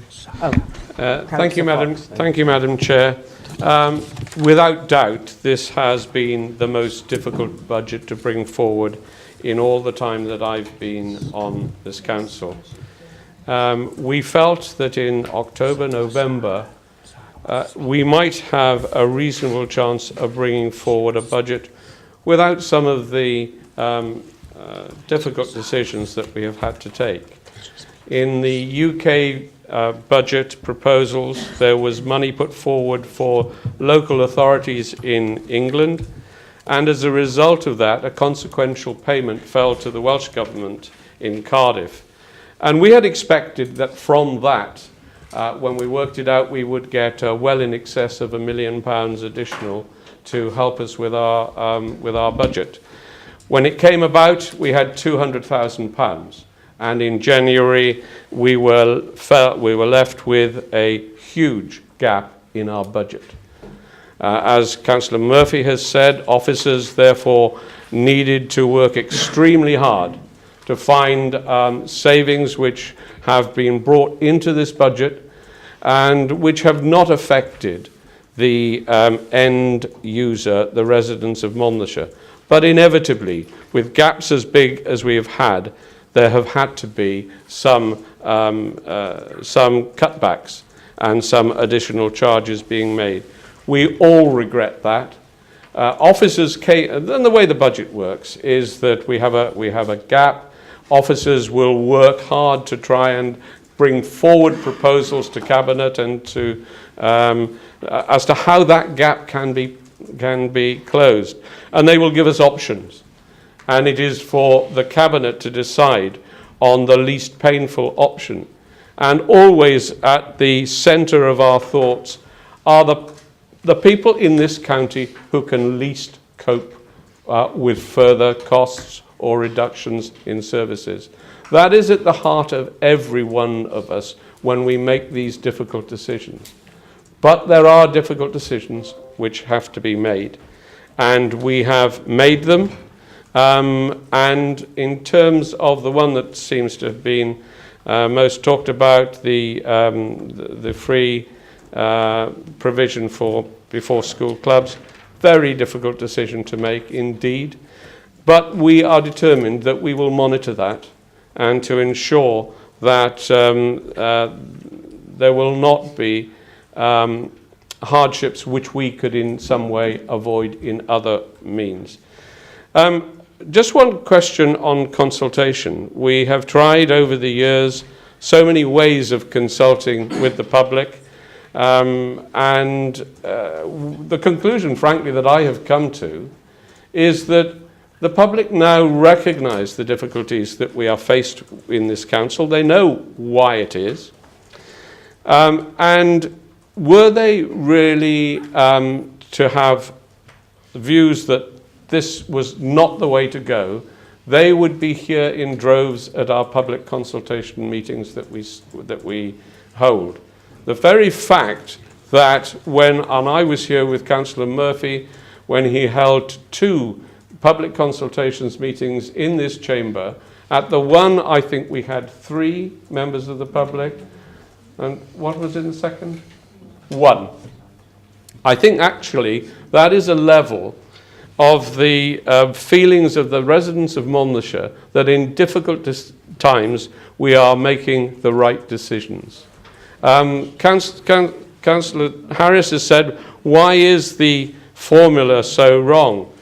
It's an incredibly difficult question to answer, but what we do know is that the formula does not recognise rurality. It does not recognise that to deliver rural services actually costs a council like us more. And actually, in the way that deprivation is granted, I think I'm right in saying that Monmouthshire is not recognised as having any deprivation at all and gets zero in terms of Welsh Government funding, whereas other councils will get millions. So much, in fact, because of the way that the deprivation part of the formula is worked out, that they cannot spend it. And you will look at the reserves of other councils in Wales, and you will see huge reserves, because the amount they're getting for deprivation cannot simply be spent on that, and it goes into their reserves. The formula is unfair. Even Leighton Andrews, when he was responsible for local government, recognised that the formula was unfair. The problem is that if there is to be a change, there will have to be winners and losers. And those who are likely to lose will not put their hands up to have money taken away from them. That's the position we're in, but we need a strong Welsh Government to recognise what is right to do and to take that action and make those changes so that there can be fair funding for everyone in Wales.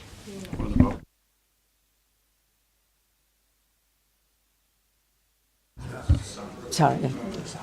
Councillor Sarah Jones. Thank you, Madam Chair. I just wanted to pick up specifically on some of the points that have been made by members. And first is Councillor Howarth mentioned about volunteers and rewarding volunteers. And I just wanted to say, absolutely agree. Our volunteers are a hugely important asset for our community and for our council. And there's a few things that we're doing, and we can elaborate on them further outside of this meeting. But Volunteer Kinetic, our community leadership programme, and just to pay credit to the great work that Owen and the team are doing, helping support our volunteers to do the fantastic work that they do for our communities. Secondly, picking up on the points that Councillor Watkins and Councillor Pavia made, really valid points that they've raised. And I think around monitoring the situation, it's absolutely critical that we report back to you on how we're going to do that. But it's going to be very much about engaging with head teachers. So we know that they're in favour of these proposals, but it's about making sure we work with them prior to the implementation. So we've got 6 months to implement. So it's understanding that, understanding the levels of hardship potentially and what that hardship offer might look like for those families. And making sure we publicise the changes with schools, and then we consult effectively with parents then around the impact it's had prior to coming back in December to report back on that impact. So I'm confident that we will have the right format in place to do that. Just picking up briefly on Councillor Pavia's point around new models of service delivery. Out of all the negatives of having to try and set a budget with such a difficult settlement, I think we've got to look at the positives in terms of some of the fantastic work that our team are doing. Our community and partnership development team are helping to create sustainable and resilient communities, helping to look at those new models of working and making sure that we're providing innovative solutions within the community setting to try and deal with some of those long-term problems. And that brings me on to the final point, which is addressing Councillor Taylor's point. And I believe that these set of proposals are very much about future-proofing, future-gazing.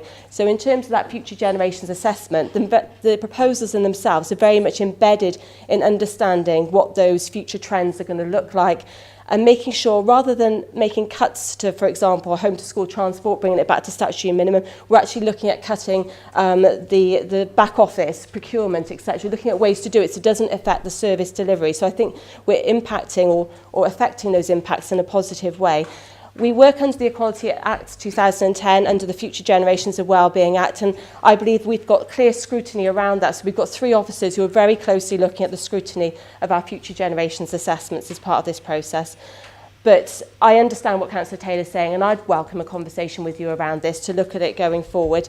I'm planning on meeting the HRC shortly to look at the way in which we undertake our Future Generations assessments. We're also looking at bringing in more training for members and for officers around the equality impact assessments and making sure that's embedded further. You know, the whole spirit of the Future Generations is ingrained in these proposals themselves, so I very much think it's about embedding that within the principles of the proposals themselves, as well as the actual Future Generations assessment. Councillor Fox, did you want? Thank you, Madam Chair, and thanks everybody for the debate so far. Time-honoured tradition. We normally have to have this banging around in here, don't we? And I'm getting a bit tired of it myself. But and I think there's been some good contributions in that regard already. It's difficult. It's difficult for all of us. It's difficult for all of us in local government. But we do need to be clear. You know, there are responsibilities on all sides. Yes, there's pressures in UK government, and I think Councillor John captured the benefits of a really difficult time over the last few years with the latest budgetary situation. But then there is also Wales government responsibility, and we can't shirk it. And I know my colleagues over on the left have a role to play in defending. You have to. It's your role to defend the Wales government, but sometimes it's indefensible. You know, the facts are there has been in that organisation cash increases year on year, and I know that's a real terms cut, but it doesn't. But the trouble is the Wales government don't treat us in local government in the same way they've been treated themselves. They slice us far, far worse. We've seen huge real term cuts year on year levelled to us by Wales government. The money, the block grant which flows to Wales government is unhypothecated. That means that they can choose to carve it as they wish, and they choose to give it to other areas rather than those vulnerable people often which we represent through our service provision. And we cannot get away from the fact, as much as our colleagues on the left don't want to hear it, that we are the lowest funded. We have just about £1,000 a person to deliver services. Blaenau y Gwent, and you know, I'm not knocking Blaenau y Gwent there, but they have £1,600 plus to deliver the same services. Newport probably have 1,400, and Torfaen 1,400, a huge amount. We can't get away from it. We are 60% of the funding that most other authorities have to deliver services. So we are charged with making very difficult decisions in a very difficult climate, and that's why it's with a heavy heart that we've had to come with a council tax increase of 4.95%. And I shared at the select committee the other day, the trouble is council tax has to go up, and I know the public are quite rightly challenging us on that, but the thing is it's not all about just inflationary costs within local government. There are huge demographic changes and new burdens and expectations which we have to fund. But we always make our decisions in Cabinet and as a Conservative group mindful of those key priorities of protecting education, the vulnerable, locally accessible services, and looking at creating sustainable and resilient communities. And that's what we've always been about. That's what we're trying really hard. And it's very difficult to preserve services going forward without having to make some challenging decisions on the way. Simon, you made some solid points, and I share your concerns on capacity going forward and the pressures that an organisation, and I share Paul Pavia's views as well about the long-term sustainability of local authorities in Wales. And until Wales government recognise the importance part we play in looking after people in our counties, until they recognise that, you know, we are under threat, as other authorities who have got to that position faster in England are starting to realise. You talk about the passenger transport unit. I can assure you that there's an awful lot of work going on looking at the passenger transport unit already, and we will continue that scrutiny of all areas of the council. And you're quite rightly to pick up on the sickness area. This is a burden for all local government and indeed all public organisations at the moment, as the challenge mount on organisations to deliver more with less. You know, that is a real challenge for us.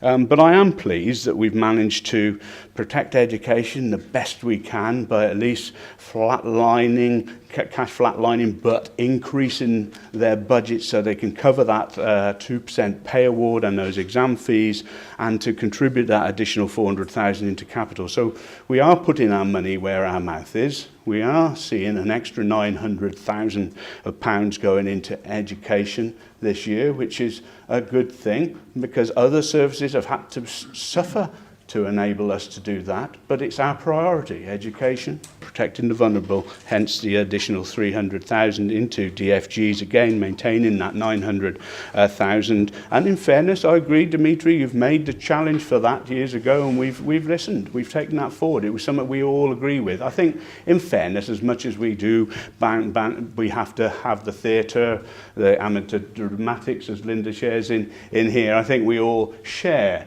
a desire for social justice and doing the right thing for our communities. That's what we got into the job. And I hope this budget, albeit we can never agree on every element of it, I hope that it does as best we can protect those most vulnerable, protect them as well as we can. And I echo what my colleagues have said about us taking a pragmatic approach to monitor some of the things which we put in place, to monitor those on a regular basis, to make sure that people aren't unduly affected more than we'd anticipated. And that's really important. And I know that Sarah, especially in a social justice role, will be have a keen overview on all of those areas going forward. I'm sure, Francis, I did irk a bit at some of the comments about about equality impact assessments, and I would dearly love officers if they wish to reflect further on the process, because I don't want people to feel our process wasn't robust, because I believe it is.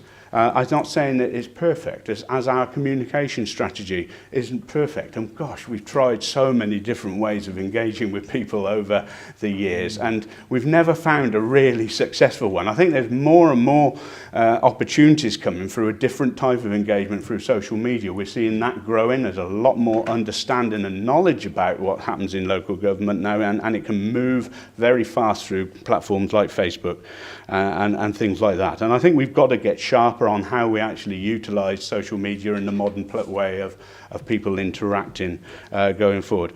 Madam Chairman, I don't wish to go into any deeper political wrangles on this. We've got a budget before us, a difficult decision. We're moving today a council tax of 4.95%. And the basis of our report today is to move council tax, believe it or not actually to discuss huge amounts before. We've done a lot of that at the various select committees. And I do recognise some of Dimitri's points about us not knowing some of the final elements until quite recently, and that required such a massive amount of work for officers and cabinet colleagues to bring together the final closing pieces to the budgetary puzzle. You know, and we're only human. We can only do what we can do, and that's why we had that special select where all cabinet members were available for scrutiny, and that was a good meeting, I think, last week, and I thank everybody for the contributions they paid in it. So, Madam Chairman, I know Phil will be winding up, but I recommend this budget to this council. Right, we've got Councillor Tudor Thomas and Councillor Taylor, and then I'll ask Councillor Murphy to sum up. So, Thanks, Madam Chair. Just 2 points, and unfortunately Councillor Greenland has left now, but when he said about consultation and only 2 or 3 people were turning up for the consultation, well, obviously it's the wrong way to do it.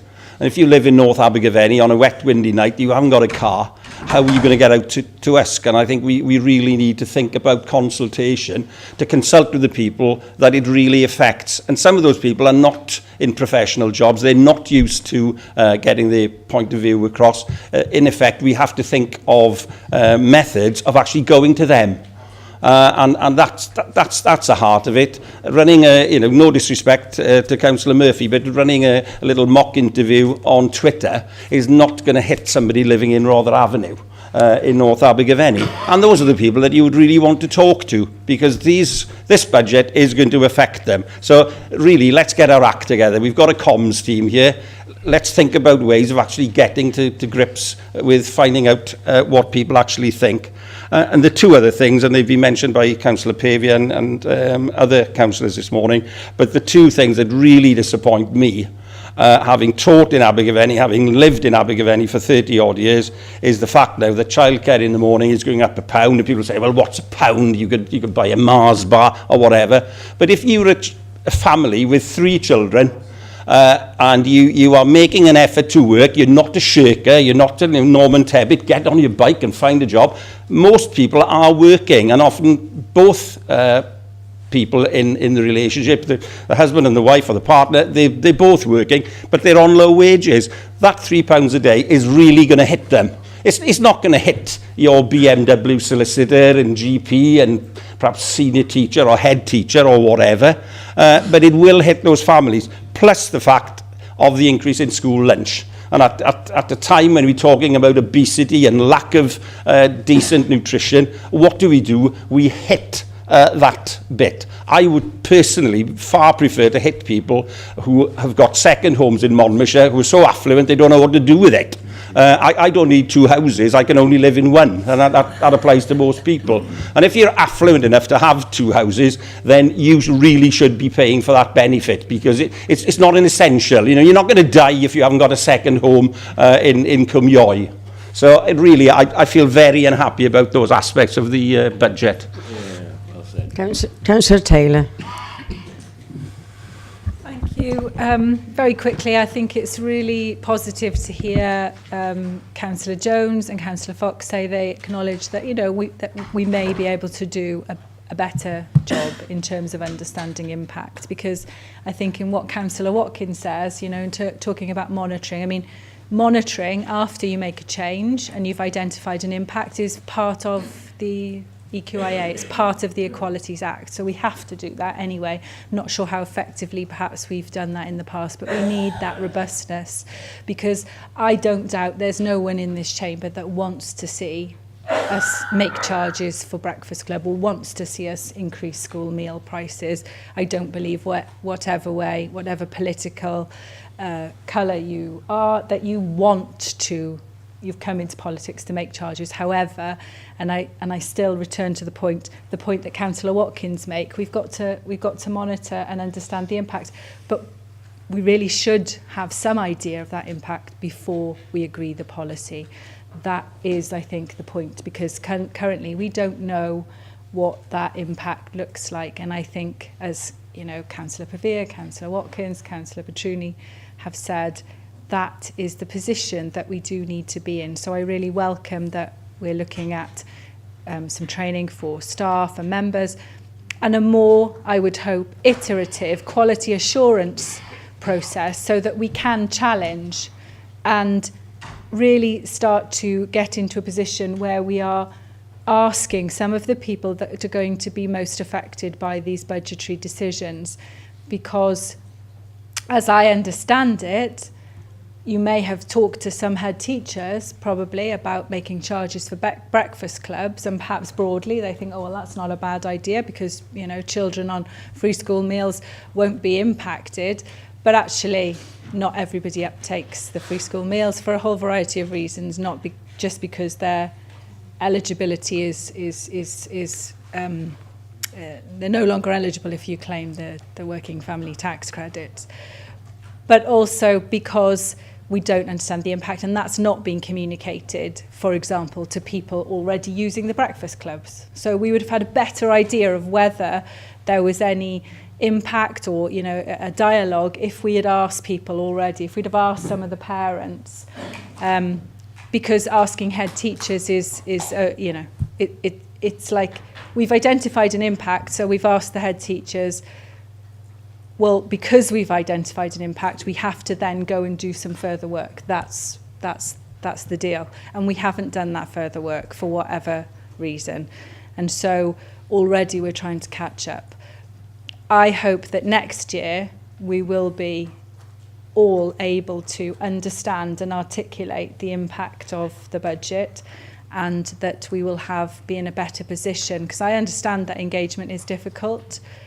If we try to engage people on matters which seem a little bit opaque to them, and as I said, I didn't find the mandates very clear to follow.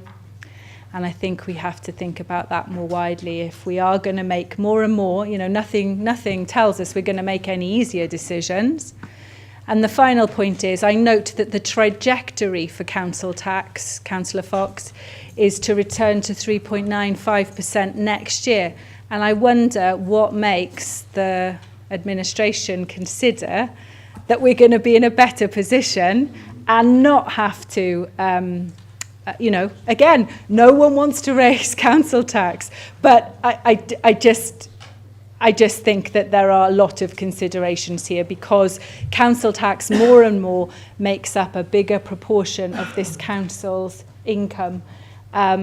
We don't want that to be the case, but it is a fact, and we have to work within the facts. And I think equally we need to understand how that looks and feels, but we can't shy away from unpalatable decisions. We have to make the best decisions that support vulnerability in our county, because that's the measure of an organisation, isn't it? Thank you, Chair. Councillor Murphy, would you like to sum up, please, and then we'll take the vote. Yes, thank you, Chair. And I'll, before I do my final remarks, I'll try and pick up on some of the points that haven't already been touched on by other people. I don't want to duplicate what others have already said. I think some of the latter speakers were doing some of my summing up for me. But anyway, there you are. Thank you, Francis. Pick up on a couple of Simon's points that haven't been touched on. Yes, the area committee grants are still there pending the outcome of the Brinicum review, which is going on at the moment. So watch this space on that. Okay, we'll have the discussion on capital receipts if you like, but I thought I'd explained that earlier on. With regard to Linda's point on out-of-town placements, we're not getting. I know this was touched on before, but we're not getting rid of out-of-town placements. What we're doing is we're finding better alternatives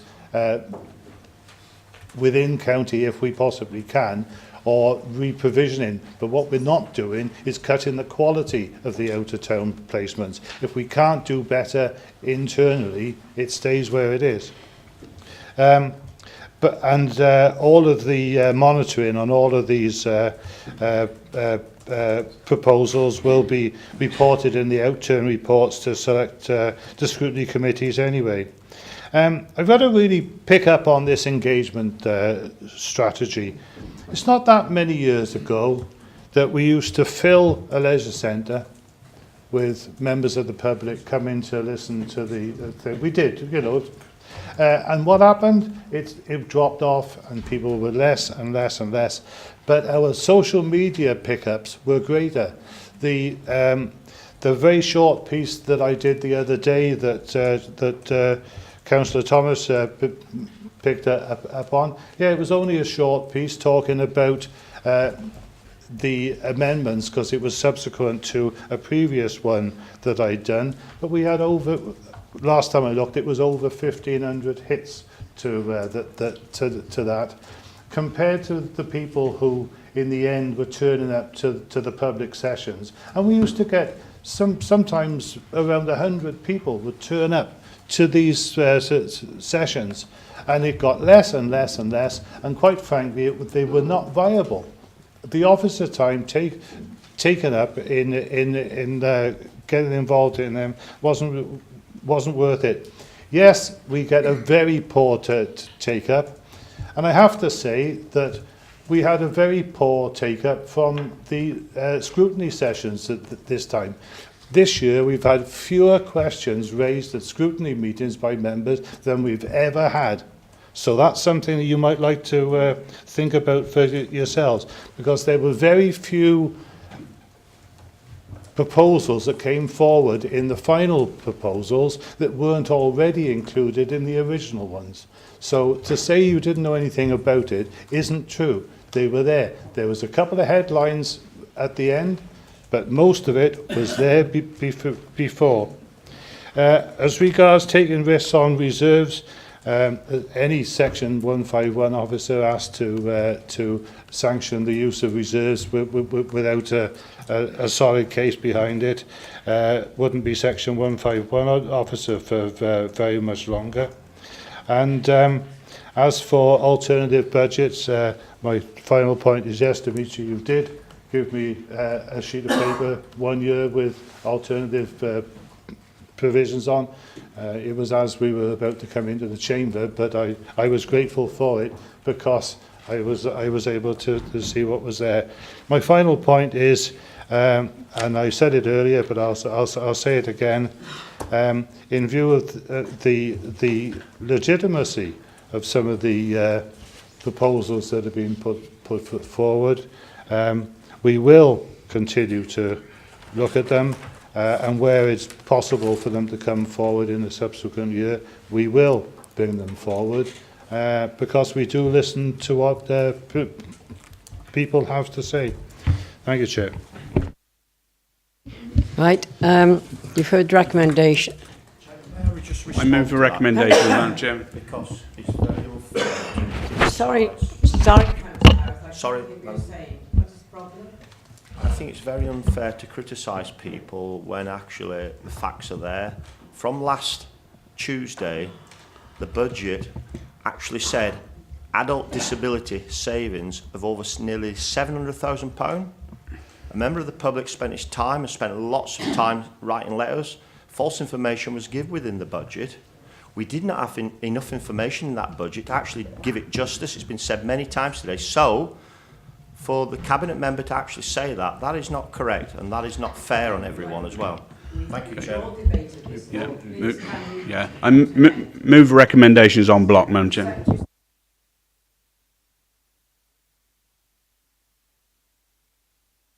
Sorry, Madam Chairman, but I've put my hand up several times and just been ignored.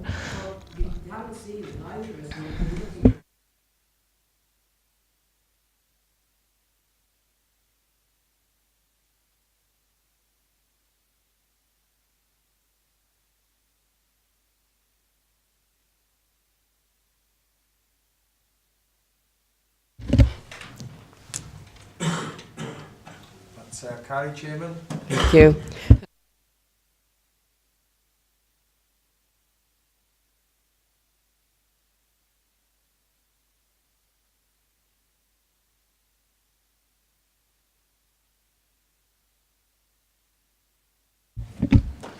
Thank you, Madam Chair. The purpose of this paper is to recommend to Council to get Council to approve the development of a pooled fund arrangement for the commissioning of care home services for older people over 65 years old across the Gwent region. Care homes provide a home, accommodation, care and support to some of our most vulnerable citizens, and the budget associated with the commissioning of care home placements is a significant element of the Monmouthshire County Council social care and health budget allocation. The development of a pooled fund for care homes commissioning on a regional footprint is a statutory requirement for all Welsh local authorities and health boards. Sorry, I need some water, sorry. Thank you.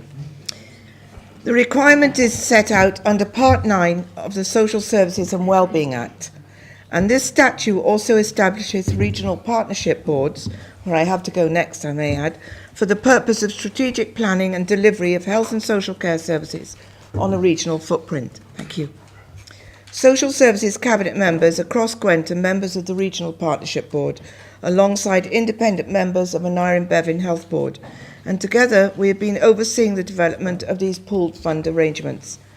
Accountability for decision making rests with individual statutory bodies, and as such the recommendations before you today have also or are also going to be presented to our local authority partners and the Aneurin Bevan Health Board. The resource implications for us in Monmouthshire is that in excess of £6.6 million will be included in the pooled fund. It is very important to note that it is a non-risk shared pooled fund. Monmouthshire money will only be spent on Monmouthshire residents. Any overspends or underspends against the Monmouthshire element of the pooled fund will be the responsibility of this council. There will be no cross-subsidisation between local authorities and the Health Board. Any change to the nature of the pooled fund will be subject to further consideration by statutory bodies. The benefits from an integrated approach to planning, commissioning and contracting for care homes is set out in the paper. Most notable is an integrated regional commissioning strategy, which will enable authorities and the Health Board to better match current and future need for care homes by working with providers, essentially proactively managing and developing the market, setting the quality standards and a common approach to contracting. The recommendations are as set out and I commend them to Council. Thank you, Madam Chair. Read the report, makes sense. I know it's enforced upon us, but it makes sense anyway. Just a question on, maybe it's not affected. I didn't see it in there, maybe I missed it. The intermediate care fund, i.e. when people come out of hospital, they don't need to go home, but they need a bit more support, not in a hospital environment, to be able to go back home eventually, I don't know, maybe a month or two. Is that affected? If so, how? Right, thank you for your question, Councillor Dimitri. I will answer now, but where is she? Chief Officer Claire Marchand is sitting at the back and she will also answer. The Integrated Care Fund is not affected at the moment. In fact, one of the queries from all the local authorities is that it would have been better, perhaps, if the funding, the pooled funding, would have been put into the Integrated Care Funding and we could have subdivided it as we wish to help our residents.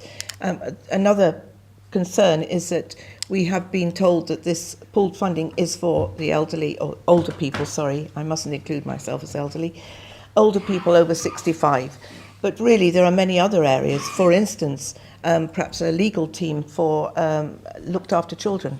You know, we could use that between all the authorities and cut costs. So there are many concerns and areas which we are, but I think at the moment we are on the course for the pooled budgets for the care commissioning of older residents, and we'll see how that goes and perhaps forward it in other areas. Claire, have you got anything else you'd like to say? Thanks. Okay, thank you.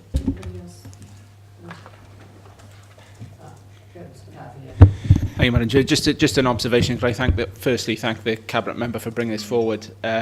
I should declare an interest as an employee of ADSS Cymru. While I understand this is the first sort of tentative steps in moving to a more collaborative-based commissioning approach, for me it's certainly not in the spirit of the parliamentary review. I think things have to change in terms of reciprocity across the region. You know, we're doing it within the city deal. We weren't shying away from our investment in another part of Gwent, and I'd hope the local authorities within the Gwent region will look at that carefully moving forward. Thank you.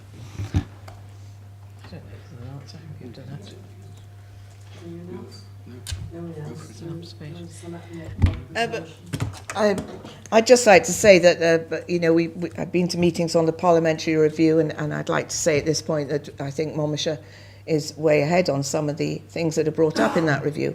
But Hugh Aranka-Davies is definitely behind this pooled budget, and so is Vaughan Gethin, and he is.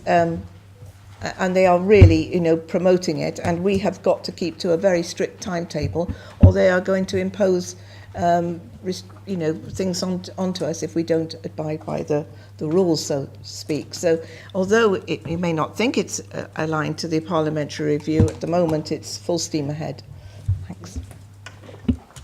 Have you got a seconder for the recommendations? Thank you. All in favour? We'll now have a 10-minute break. The sun. Have a nice time. in Astrid Munnock. You think I'll be able to go up to Astrid Munnock now? You almost said, well done, Welsh Government. I did, then, yes, I did, I did. I did. You were virgin I on did. it, weren't you? I'm nearly there.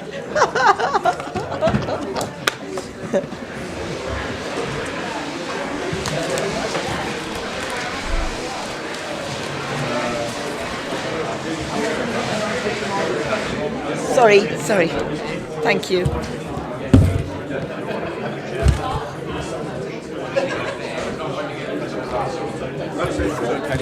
It wasn't a criticism. Oh, no. It's a criticism about Caerphilly. I know. Well done. Well done. I wasn't going to answer it. I got up, so. I agree. I know where you're going.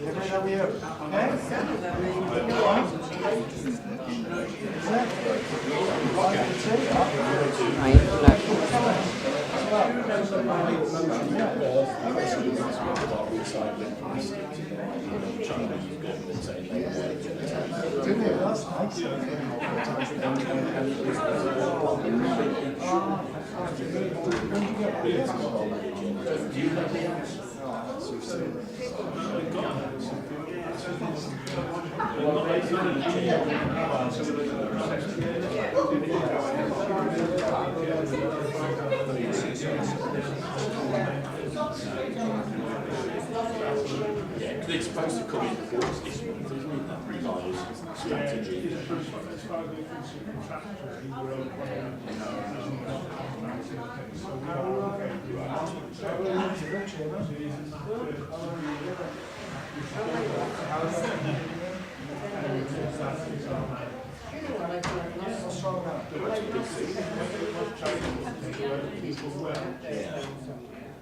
I was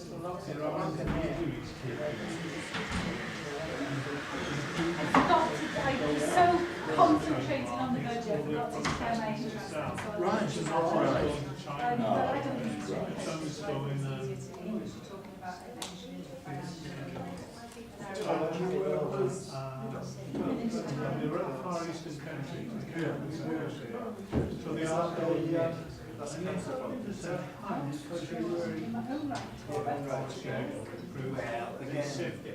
by all means, goes on in the process. Sorry, I sorry. Oh, I see. I gotta go.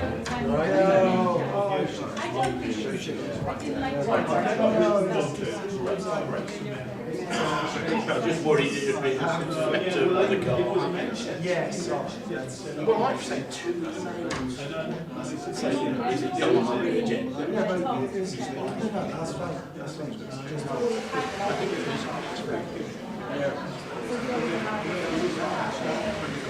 I'll do that. Great.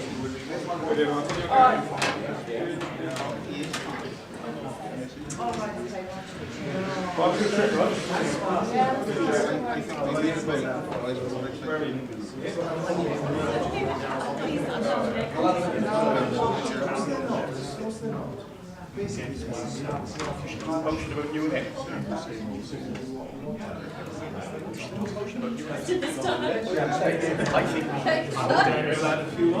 should have a double pay rate next year. That's about you then.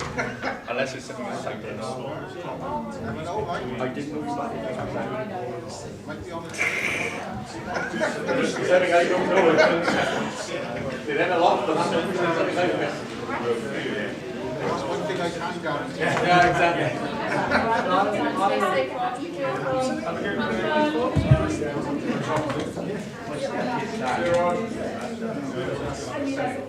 Just for clarity, we can't please contact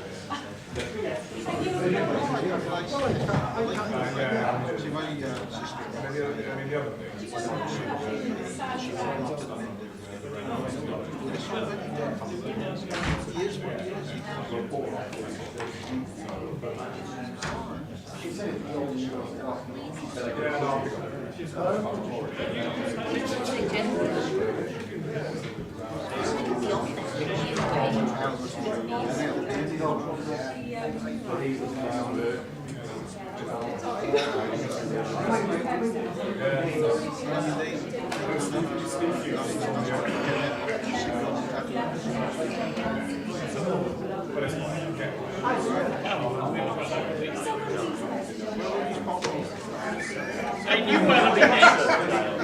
This will be snow and ice and the snow flares for the next season.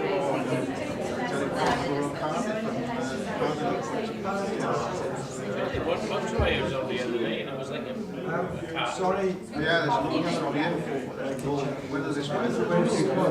No, it's not. Oh, was that another week?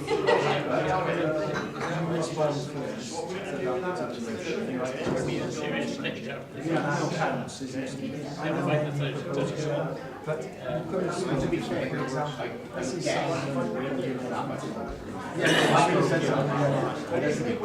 Salt is a very typical issue really in this scheme. but that's the opposite. It's not about my amendment. You can't talk about generic. You are speaking about the substantive. No, I understand that. It's weird that. By proposing an amendment, well, I suppose the feeling is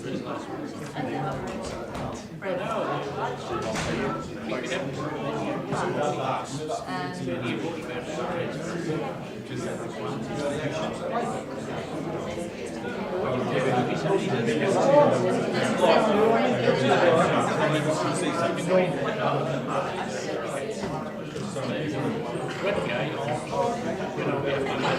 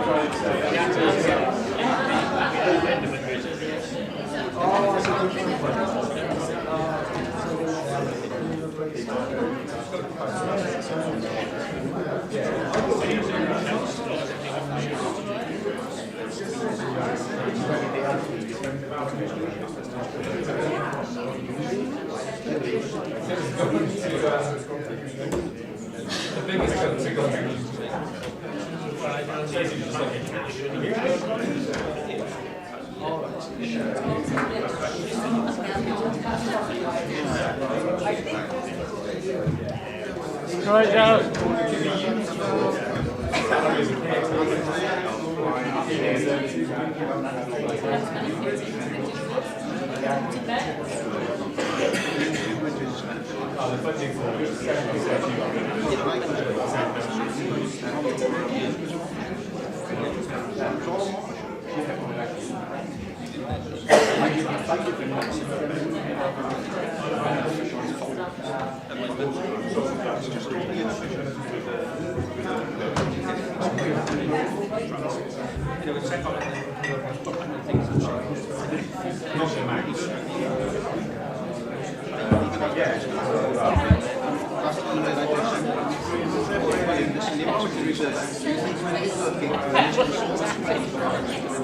Yes, you should remember that.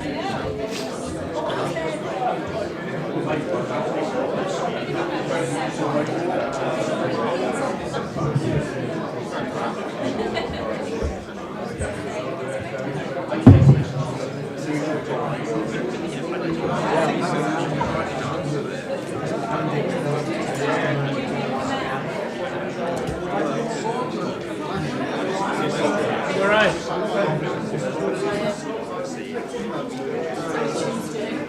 Yeah, actually, it's been fairly painless today. There hasn't been too much sort of.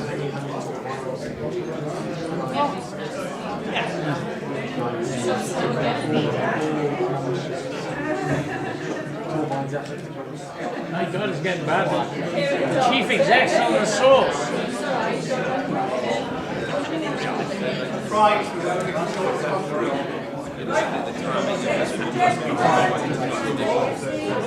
I think you want to issue that to everybody.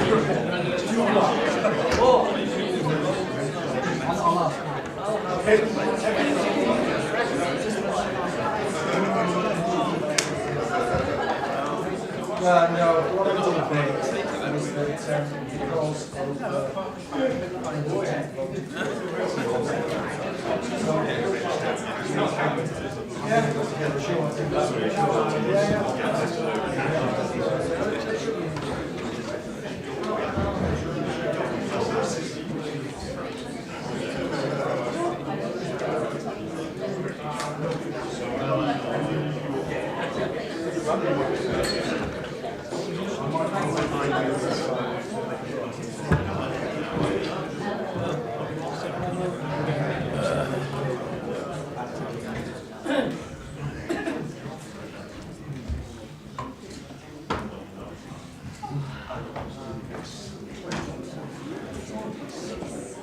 you're good at that.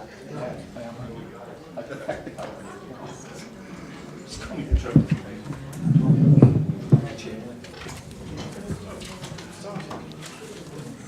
Thank you, all of you. We'll now go back to item 9.1. It's the report from the Deputy Chief Executive, it says here. the well-being plan and area plan. I believe, Councillor Fox, you're going to take this. Yeah, thank you, Madam Chairman. Okay, two really important plans here today, and so I'll work through and introduce these to you best I can, and Matt's here as well, who can talk to in more detail on the two areas. So Monmouthshire is facing some massive challenges, as our current way of delivering many of our public services will need to change if we are to address these head-on.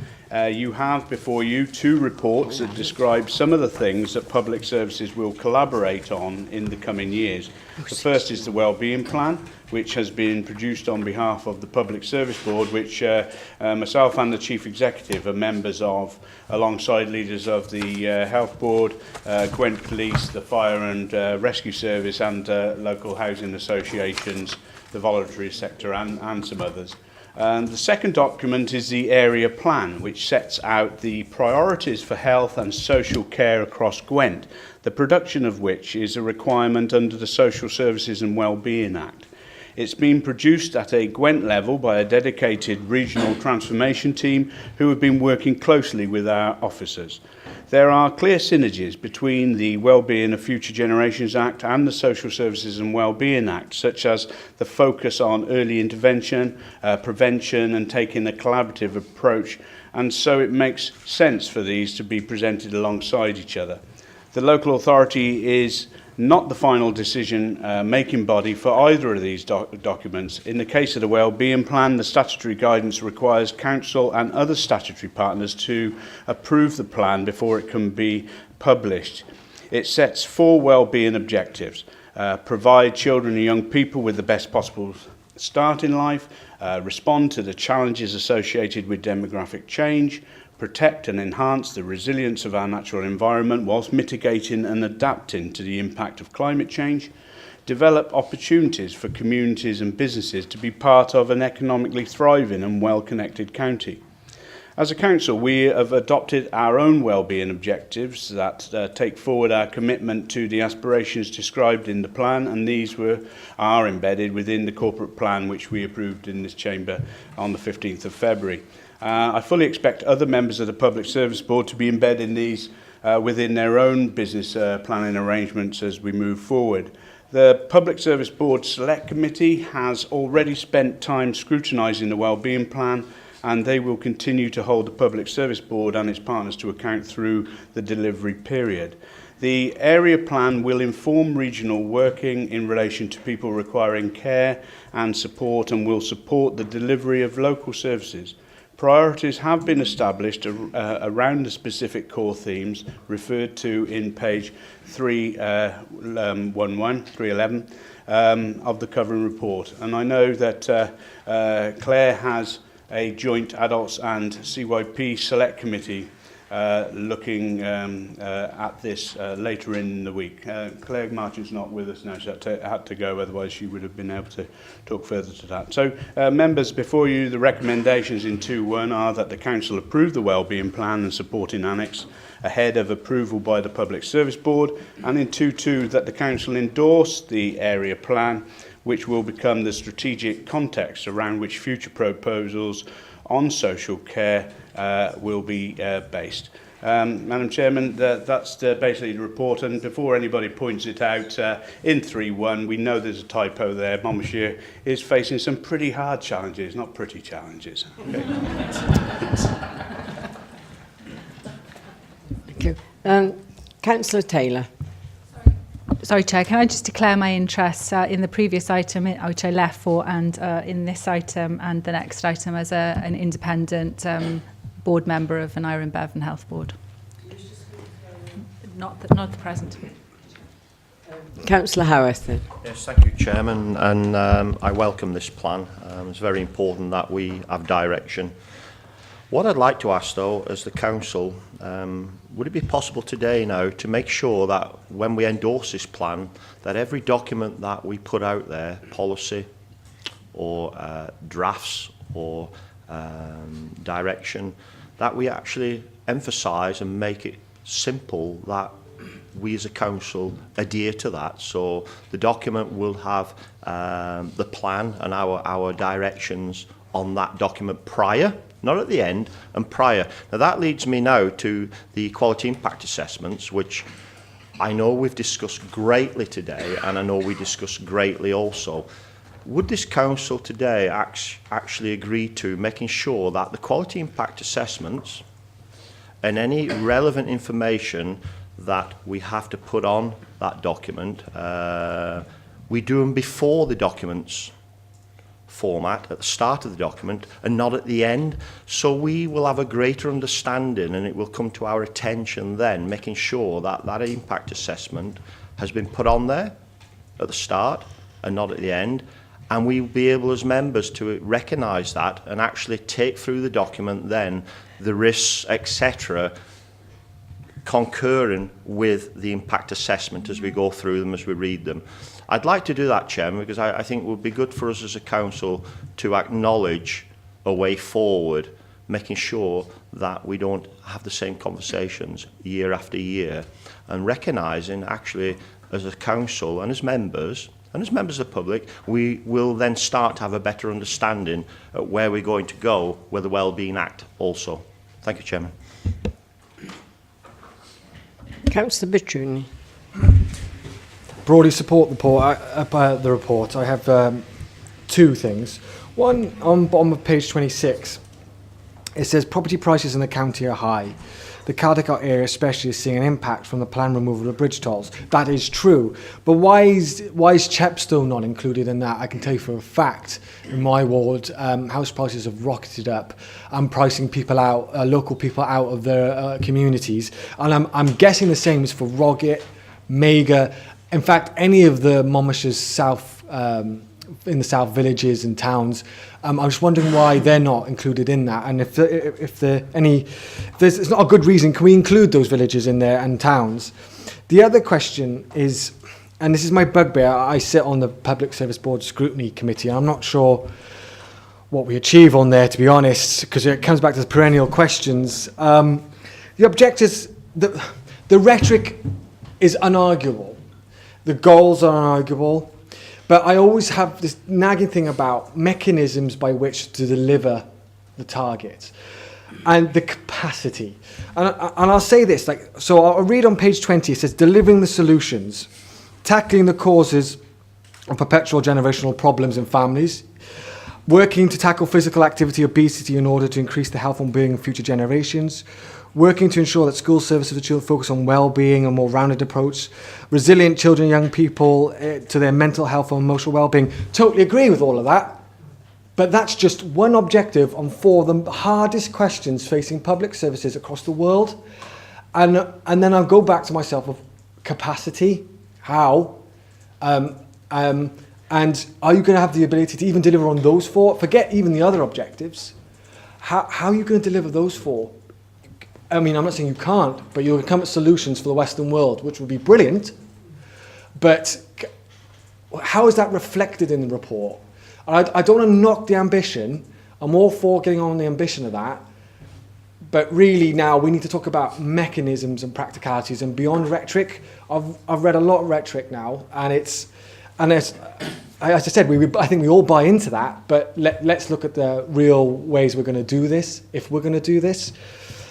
I'm really concerned by that. And the other one that bugs me about this, and I support the Wellbeing Act, but I question Sophie Howe on this, is I still have yet to see a mechanism by which that a policy issue will not be able to satisfy, unless it's the best policy I've ever seen in my life, all the well-being objectives. It will probably be a negative for one of them, or two of them, or three of them. What is the mechanism by which we say, actually, could be just a simple majority of it benefits more objectives than the others, but what's the mechanism by which we say, actually, we're going to press ahead with this? And I'll raise the M4 relief, not because to be controversial. I know, Francis, we're not going there. But the M4 relief, there are strong views on both sides, right? One will say, economically, this might be a very good thing to do. And I know that's disputed, but I'm just saying, okay? And the other side is, environmentally, this is terrible. This, and you could say equally valid, but then who makes that call? on the well-being objectives, and I've never seen in any of the documentation of the mechanism by which, who makes that call, or what's the formula for making that call, and I just want some clarity on that. Councillor Fox, do you want to reply to that? No? I would love to delegate that, Madam Chair. Oh, here we are. To perhaps to Matthew. Yeah, thanks very much for the questions. I think the point on house prices in Chepstow, absolutely right. That came out very strongly in the wellbeing assessment, and if it hasn't been mentioned explicitly here, then it's an omission, and we will correct that before it goes through. On the point of the mechanisms, it's absolutely right to raise that these are the biggest challenges facing public services, and it is going to be very challenging for us to address these. But I suppose the reason we say they're in this plan is because they are the biggest issues. They're the ones that we don't have the answers to, and they're exactly the sorts of issues that public services need to be working together on to develop. Because as I look around some of the wellbeing assessments I've seen around Wales, I get slightly worried where people have got answers to the questions that have been raised, because I think actually if we knew the answers, it wouldn't have come out in the wellbeing assessment. So it is difficult. I appreciate that is recognised, and we are now at the phase of working with partners. You know, we've put in there some fairly broad aspirations. We're now working with partners, trying to identify the thinkers, both locally and globally, that can help us develop some of those solutions. I can't stand here as someone that supports the Public Service Board and an office of this council and say we know all of these answers. But we do think it's important that we surface the challenges. I think we've got a very good group of public service partners within Monmouthshire. We're working very closely with colleagues around Gwent and other agencies like Public Health Wales. And so, for example, there's the issue, I think it was on page 20, of adverse childhood experiences. Huge and complex issues. And I know that the Future Generations Commissioner has convened a group of people around this to look at it, including those academics. So I can't offer you reassurance that we have those answers. In terms of capacity, I think one of the discussions that's happened at Public Service Board that I've been witness to is the capacity we have has been, I suppose, stretched to do this alongside other work, but we've delivered it. We're now, I suppose, at the phase of having done the wellbeing assessment and the wellbeing plan, that as we identify the issues now, that's the opportunity for further conversations with our partners around the right resource to take this forward. I think one of the things we recognise is it's not appropriate for the local authority to be the lead on all of these. It's now about identifying who is the appropriate partner and where does the resource for these need to come from to make sure that we can deliver them. If I can just add to that, I don't think we should be scared because these challenges are big. Because these challenges, as you've already pointed out, you know, they're some of the most significant of our time and probably of our kids' times as well. So I think it's absolutely right that we do have that focus on them.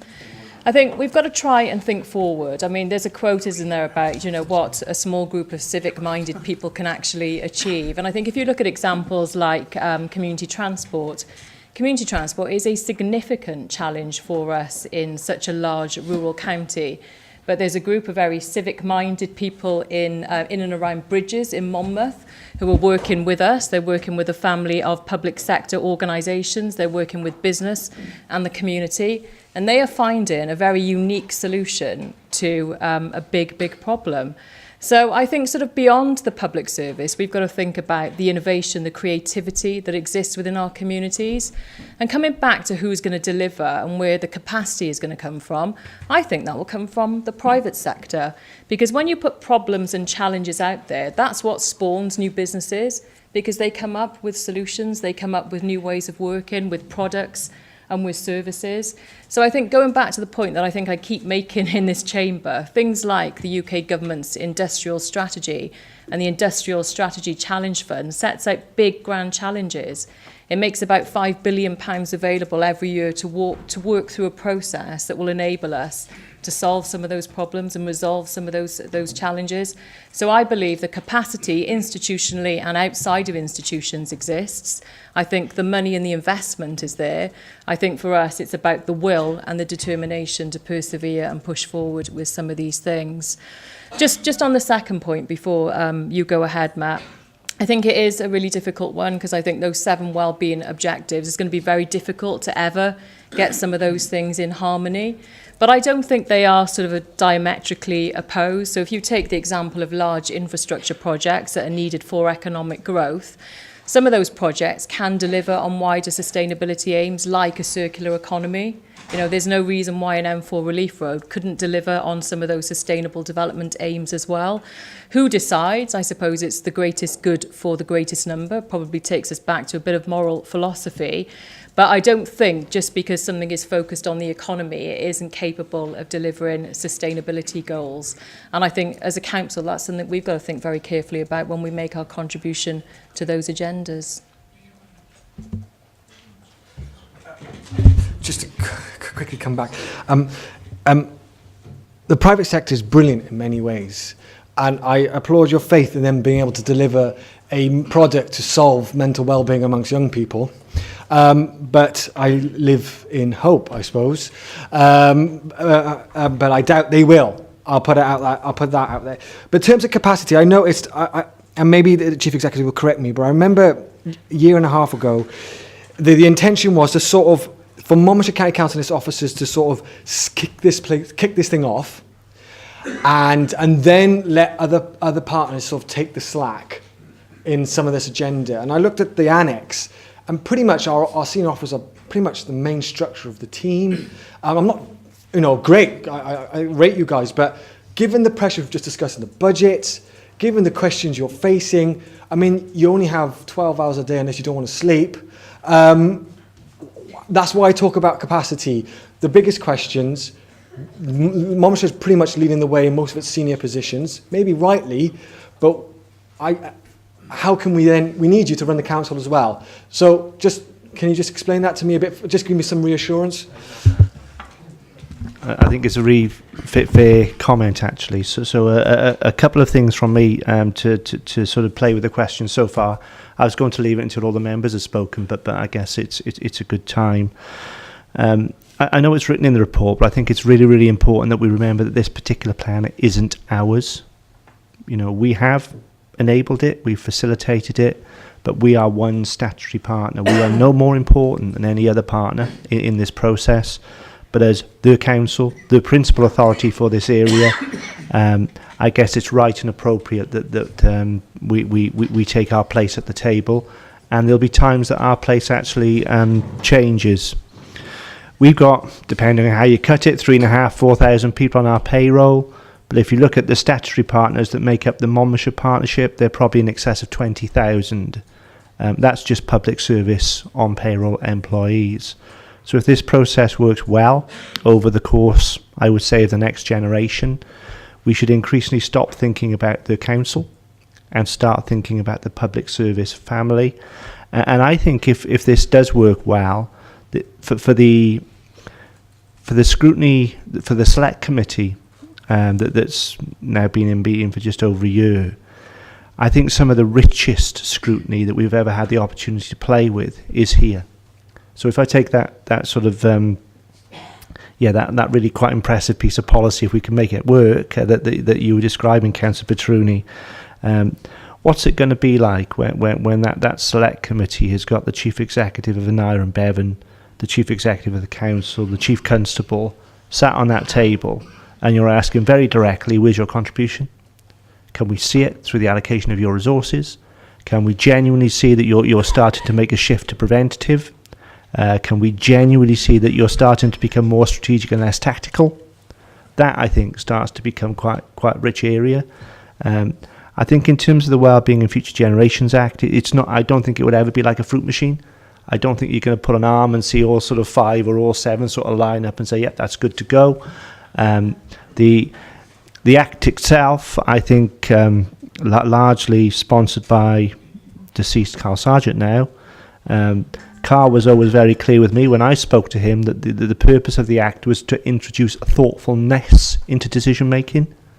He wanted to see a framework which encouraged people like us to think in the round. But he was also very clear with me on several occasions that it's never going to take away judgment. Ultimately, you can have the best analytics, the best algorithms in the world, working perfectly well, and you're going to get to a point of judgment. And that would always be, to a degree, imprecise.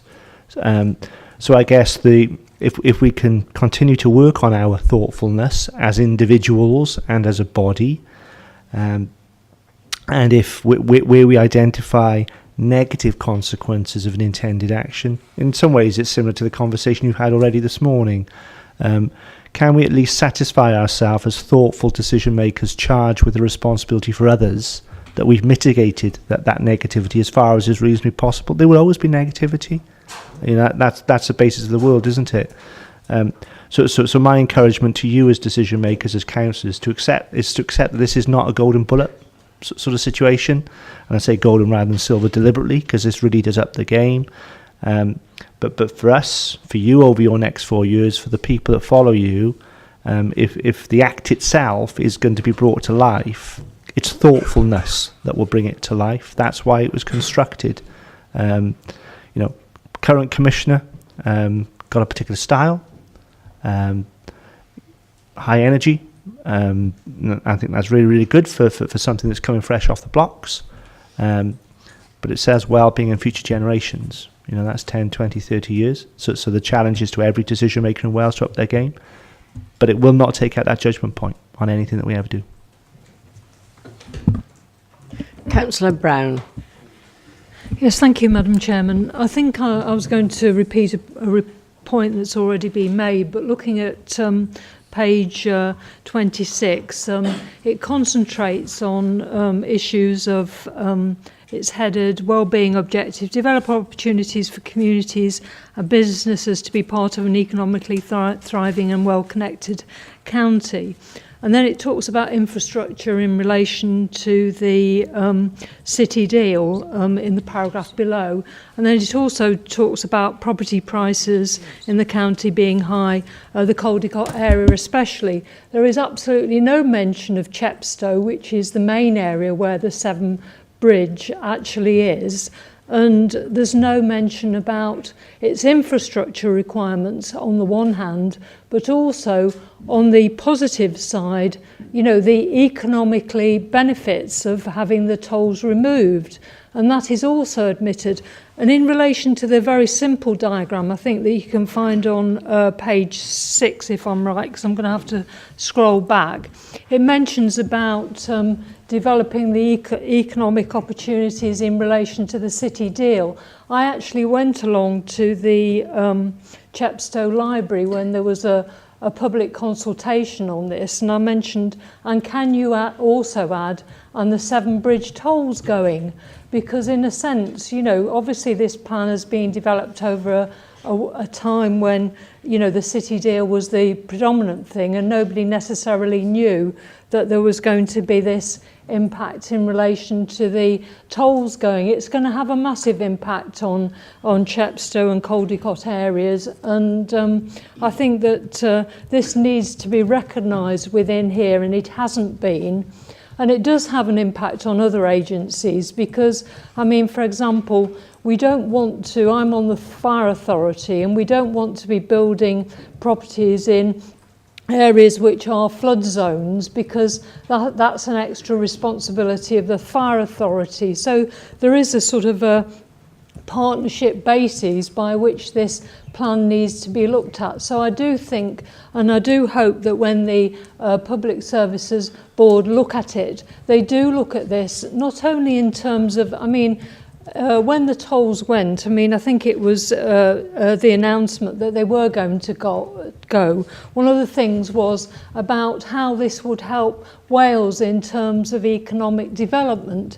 Now, it doesn't seem as if Monmouthshire, and obviously the Newport area is another, doesn't seem to be properly seizing these positive opportunities. I mean, the negative side is the traffic and the infrastructure, but the positive side is the potential to be a gateway to Wales and to have economic development. And we seem to be not grasping that opportunity. And as I say, I was a bit disappointed that, having made the effort to go along to the consultation, no account has been taken of it in this particular plan. I appreciate that I'm just one of the people who went along, but I had hoped for better. Thank you. Councillor Taylor. I'm not going to replay the discussion that Councillor Petruni and I had with in the Public Service Board Select, but it broadly focused on some of Councillor Petruni's questions. But I do think it's probably important to just kind of remember that that this plan is around, as you say, future generations. And Councillor Howard did suggest that what we ought to do perhaps as a council, because whilst we are not, this plan is not all about us, it is about our contribution. We do make a contribution to it, is potentially have our future generations and other assessments up front. So there's a headline telling us what they are in reports. So I'd like to make that as a proposal, because if we want to improve our understanding of impact and how decisions this council make align to things like the wellbeing plan, I think it would be a helpful way of doing it. I'll just park that for a moment. And then just broadly, I think that it is really useful to think that none of these issues are new. They are all ones, that have been around for a long time. It's about how we organise ourselves differently. And so I know in the Public Service Board Select, we are looking forward, I think, to being able to more effectively hold the Public Service Board to account. So possibly, whether it's having as the Chief Executive suggests, those various leaders, obviously notwithstanding himself in front of us, to ask how they've thoughtfully allocated their resources to address these issues. There is quite a gap, I think, for us at the moment between, our aspiration and understanding how that might be delivered in the long term. But I think Councillor Brown is right in terms of some of these issues that we've asked to see more reflected in the plan, such as, a thoughtful piece about, the tolls and the potential impact there. So that's a proposal then, Chair, so that we can ask officers to consider how we bring that up front to so we're not doing anything different, no more work. It's just about how we present that, so that when we see reports, we don't just read the report and not bother to read the future generations or other assessments that accompany it. So I'm not suggesting I have the answer as to how we do that, but I'm proposing that we give consideration to doing that. Thank you. Councillor Howard. Thank you. Following on from Francis' point there, obviously I'm a member of the Public Services Scrutiny Committee myself. Given the Wellbeing Plan and airing, I can hardly not support it, given that I approved it there. However, the area health plan, I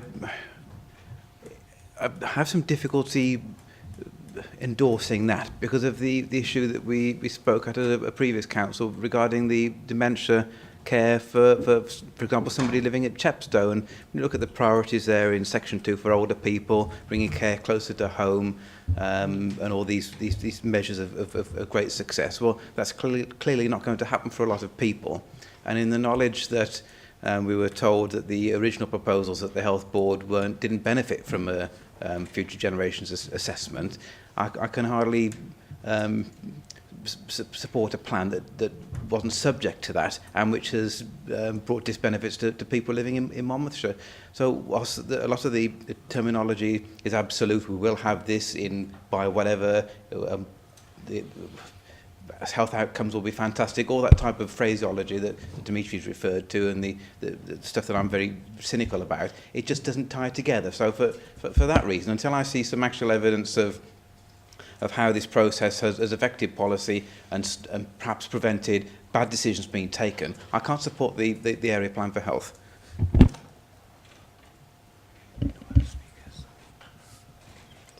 Anybody else? We're going to sum up. Yeah, okay. Yeah. You've spoken once, is it- Councillor Chairman, Howard. it was just to second the proposal. I did put my hand up. Proposal from Councillor Taylor. You need a seconder for it. I think Kelly may have wanted to come in and respond. Did you want to come to respond to some of those elements as well, Madam Chairman?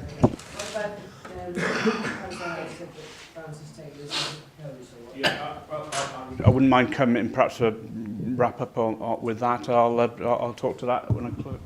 Okay, thank you, Chairman. Yeah, okay. Just briefly, I mean, we are going to look at the way in which we undertake the future generations evaluations and the equality impact assessment statements. And I think whether they're at the front of the process or whether they're at the end of the process in terms of that form that we have to fill in, I think the important thing is it's not about a form. And I think what we tried to reflect as a group of officers when we were working on the budget proposals is thinking about the future, thinking about impact, thinking about disruption, thinking about the kinds of things that are going to come. They're actually embedded in the proposals. So rather than not thinking about these things and just filling a form in at the end, we've tried to actually make them part of some of the proposals. And I think that's the work that we need to do. They need to be ingrained, they need to be live, they need to be central to the proposition and not just a tick box at the end of the process. And I'm not saying that's what we do now. I'm saying what we've tried to do and we've made big efforts to do is to embed it as part and parcel of the thinking. So we'll certainly consider that proposal as part of the review work that we do, which will be led by Councillor Jones. But I think it's something that we've got to look at in the round, because the really important thing is that the proposals, the projects, the policies that put forward have this at its heart, and they're not just reliant on an impact assessment, whether at the end or the beginning.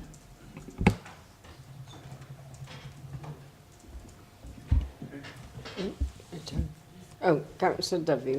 Chairman, I just want to speak on that. That's fine, and I agree, and I take all that on board. But what I think would be good for the council is to actually lead on something which would be on the basis of if we had the impact assessments and the other documents at the start, we could actually highlight what we've said there within the report. Because what I find in great difficulty is actually reading the report, get to the end where the impact assessment is, and then going back then and looking, well, where do we find there were vulnerable people within that sector? And I just find it would be more transparent in actually putting it at the start, and people would actually pick it up a lot easier as well. You know, I mean, we have so many documents coming to us. Actually, we're talking about, it's such an important piece of legislation. We should consider putting it at the start of reports. Let's trial it. Let's have a look at it. It doesn't matter whether it goes at the start or at the end, as the officer says. But I think many aren't recognising how important it is at the end. Let's put it at the start and see whether we recognise it probably greater. Thank you.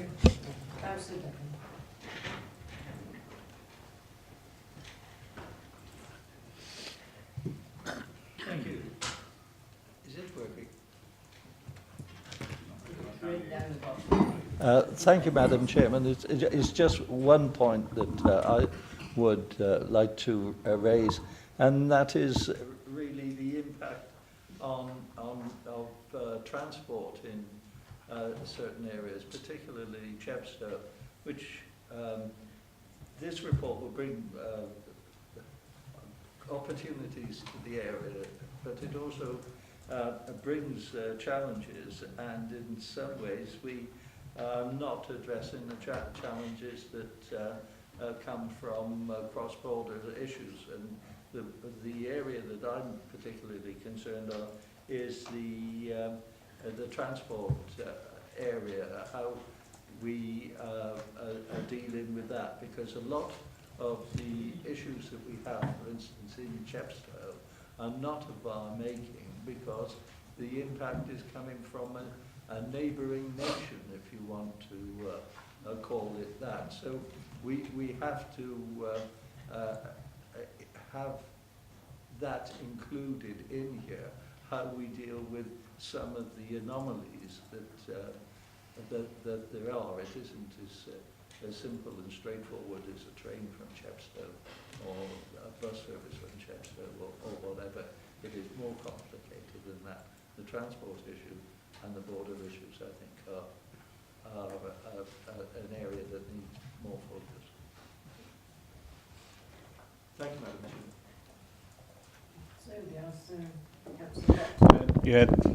Thank you, members. I think some of the points which have been raised, Louise has raised and Giles has raised, you know, we can take those back to the Public Service Board. I think we need to air those. We owe the council that right for those things to be aired. I encourage the council to you know, endorse these, albeit that you have some concerns about some of the things which are lacking in there, and we can try and make those views heard in the relevant forums.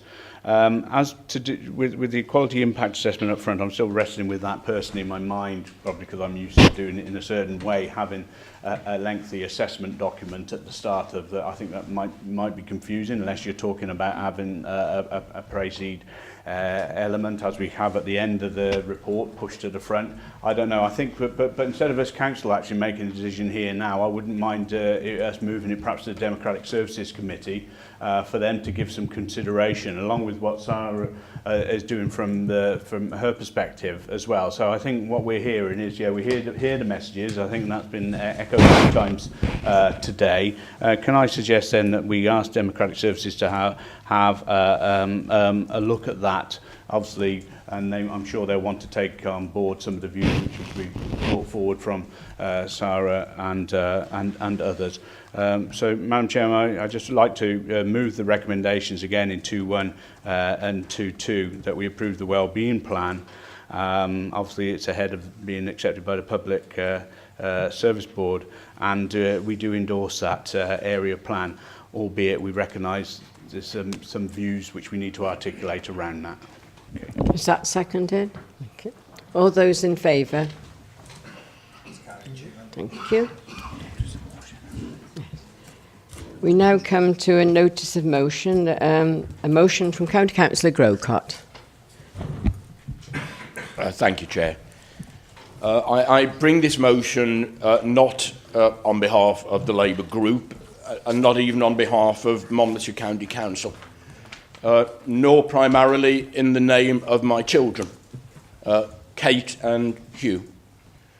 I bring it primarily, I think, for the generation beyond that, for my 3 grandchildren, Thomas and Nessa and Frida, who risk growing up in a world devastated by global warming, with huge migrations of people who do not have enough food or water, where climate is running amok, and extremes will make considerable areas of the world difficult to inhabit.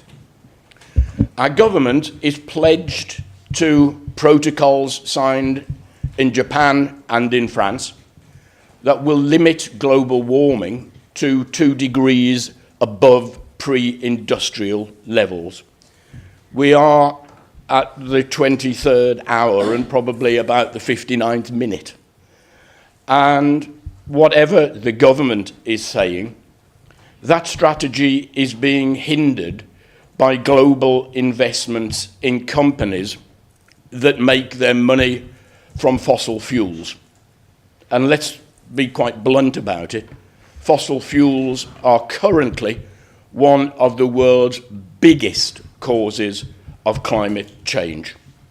It was a shame that we postponed from last Thursday, but actually 2 very important things have cropped up since then. I don't know if you saw the Channel 4 programme about last weekend's weather systems that was on last night, but meteorologists have actually been tracking that system for months. It is so unusual, and they don't know why. And the second thing that was reported in the paper yesterday was that Mary Cray, who's the chair of the Parliamentary Environmental Audit Committee has now written to the 25 largest pension companies to remind them of their duty to take environmental risks into account and to ask them how they manage the risk of global warming in their accounts.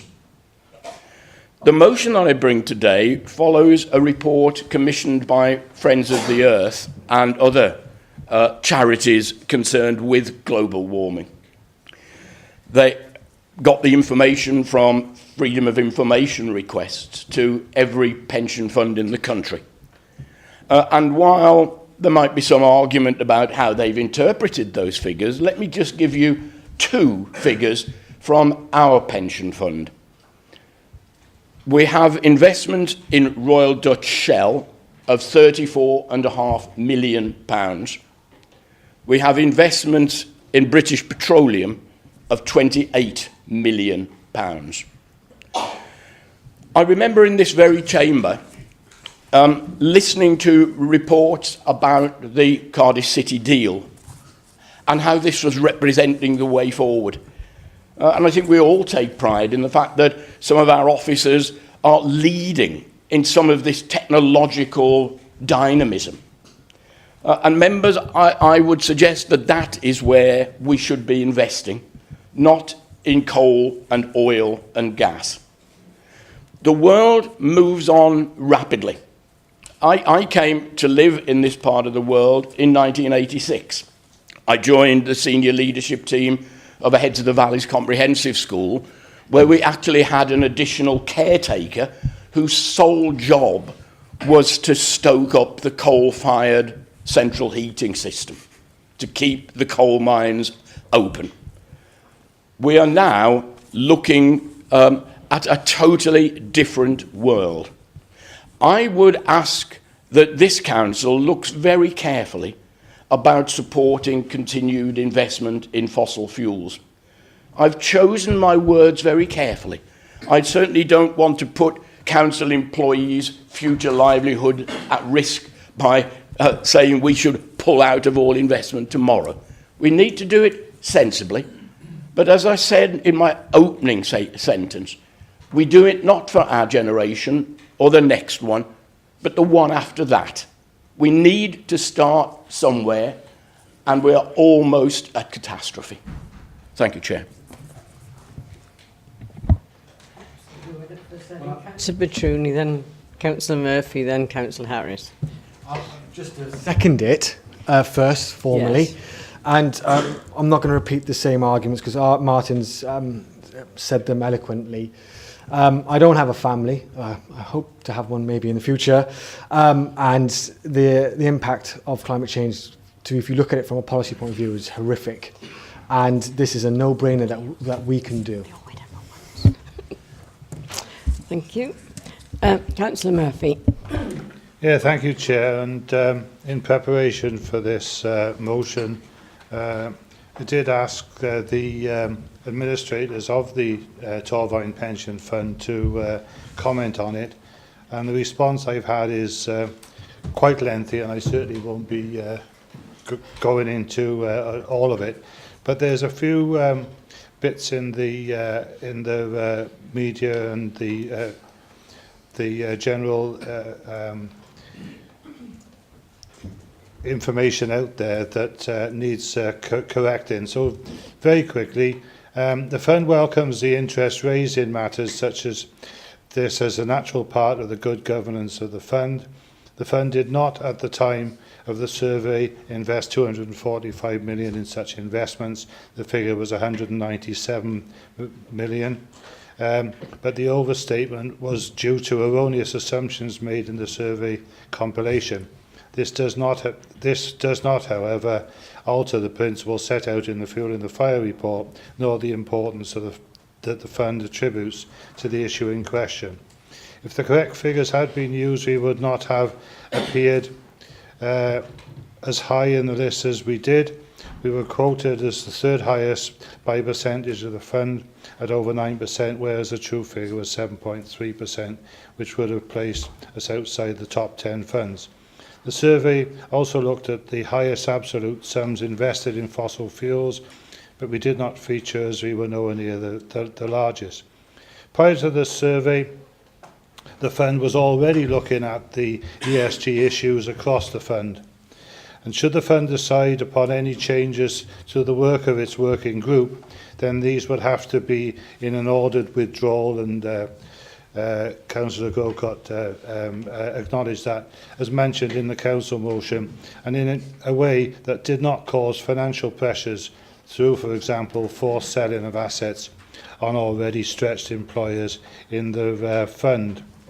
The final part of their response is, in essence, this was already an important issue for the fund, and we are actively looking at its part of the whole responsible investing approach.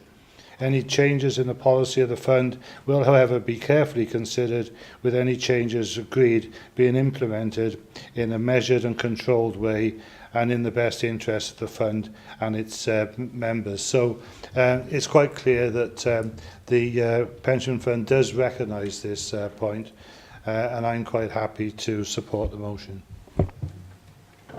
Councillor Roger Harris. Thank you, Madam Chair.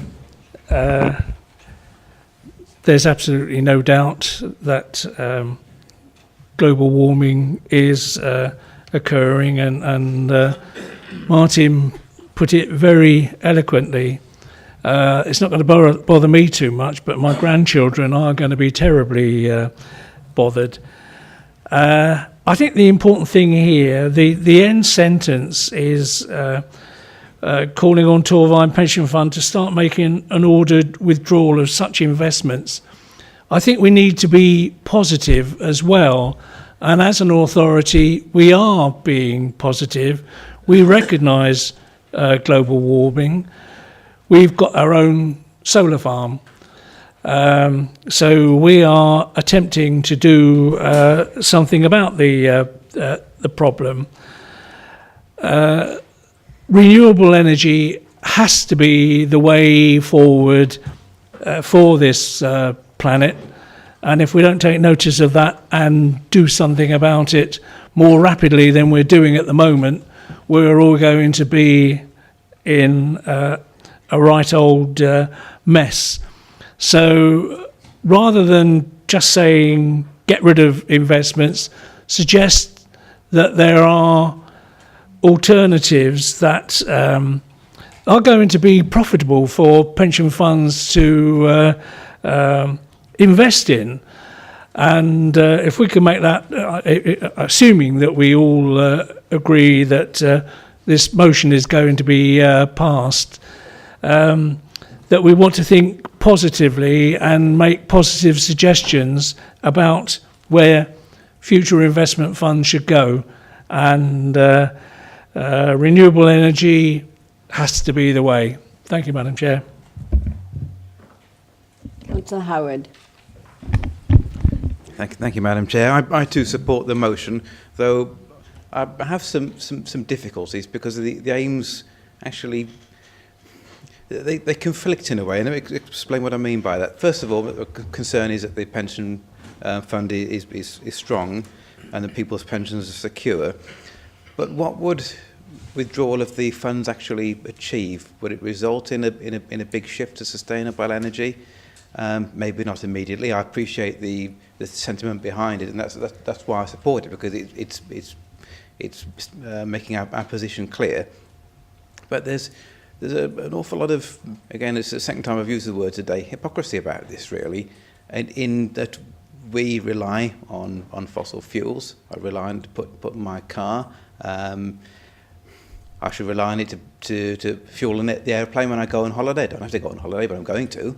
But you see what I mean? We're reliant on something. We seek to weaken something that we're reliant on without necessarily being an alternative, and that's where the issue lies for me. And yet we see other conflicts in other aspects of public life as well. I mean, I recall, and it's not to be party political, because I dare say there are people on my side of the fence that would support the notion. But Jeremy Corbyn in 2015 made a suggestion that the South Wales coalfields could reopen. Well, how would that accord with this aim? many in my party and in your party and outside of the political party structure think that the M4 Relief Road is a good idea, but it isn't to me. That does nothing but encourage further use of fossil fuel, but an emphasis should be on sustainable transport. And sorry to drag that one in again, Francis, which you've got anyway. But do the members understand that it's not quite as straightforward? So whilst the aim is great, we can't put this issue in one box and virtue signal, isn't it great because we're recommending our pension fund does this, when there are so many other contradictory factors to our life and those outside our control that actively harm what we seek to achieve by it. So it's, yeah, of course I support it, but it's never as simple as how it looks, is it?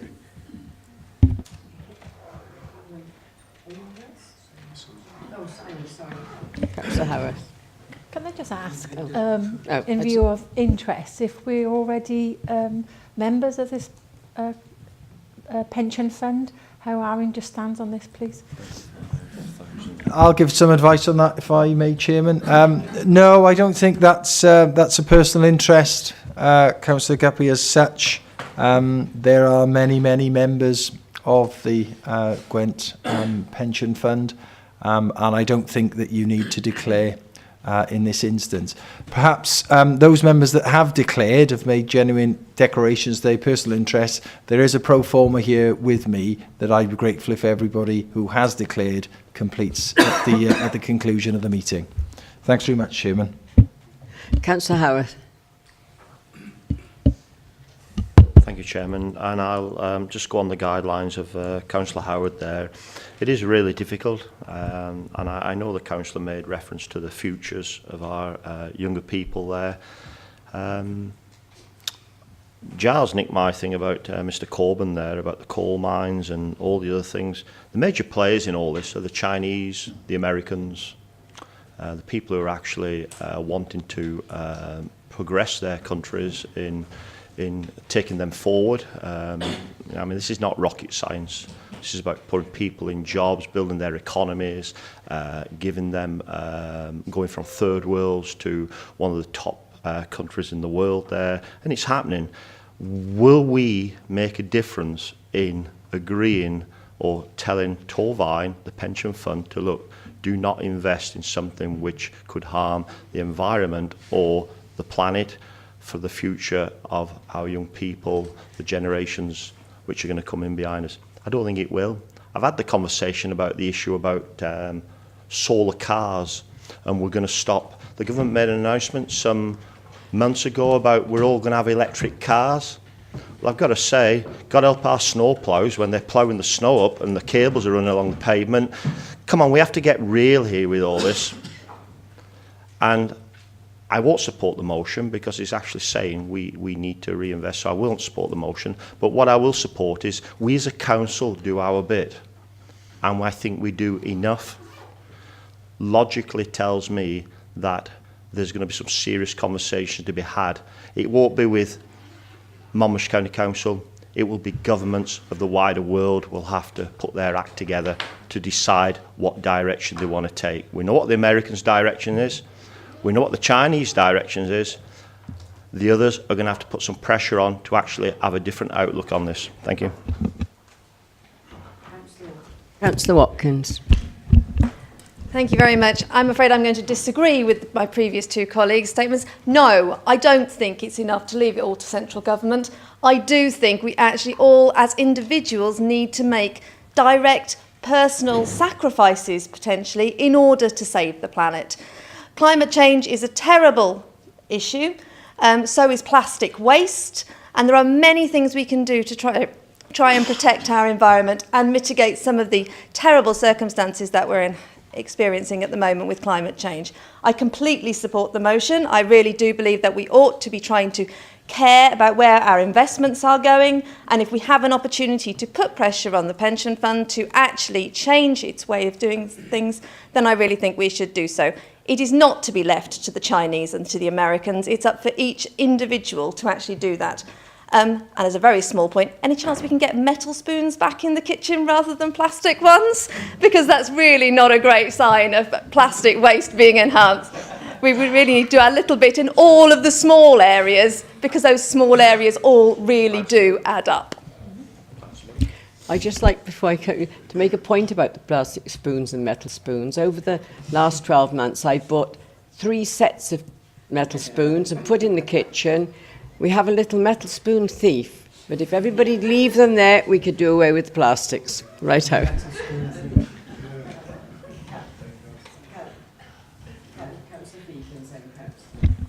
Thank you, Chair. I can't support the motion in its present form, unfortunately. I could with a small amendment. I think we've got to be careful that there's a very few people in this room who are making a very big decision for a pension fund about the direction of a pension fund, which is affecting 3,500 to 4,000 people's pensions. It's a big decision for us to make in the room. We're not as professional as the pension fund managing the fund. They are the professionals. I think that we could achieve the same will with our motion if we were to add an amendment at the end to say this council calls on Torvain Pension Fund to start making an ordered withdrawal on such investments at the earliest opportunity as they see fit. And that would be my amendment to it, in as much as that we're not ordering them to make a ordered withdrawal. We're asking them, or we're telling them that is the will of this council, and we're asking them to look for alternatives to invest those funds. And I think that would be my amendment. Anybody second an amendment? Added to your motion, or would you like us to discuss it? Thank you, Chair. I really think it adds nothing to the motion, which already calls for a careful withdrawal. And so I think it's tautism. It adds nothing. So I don't think I am happy to accept it.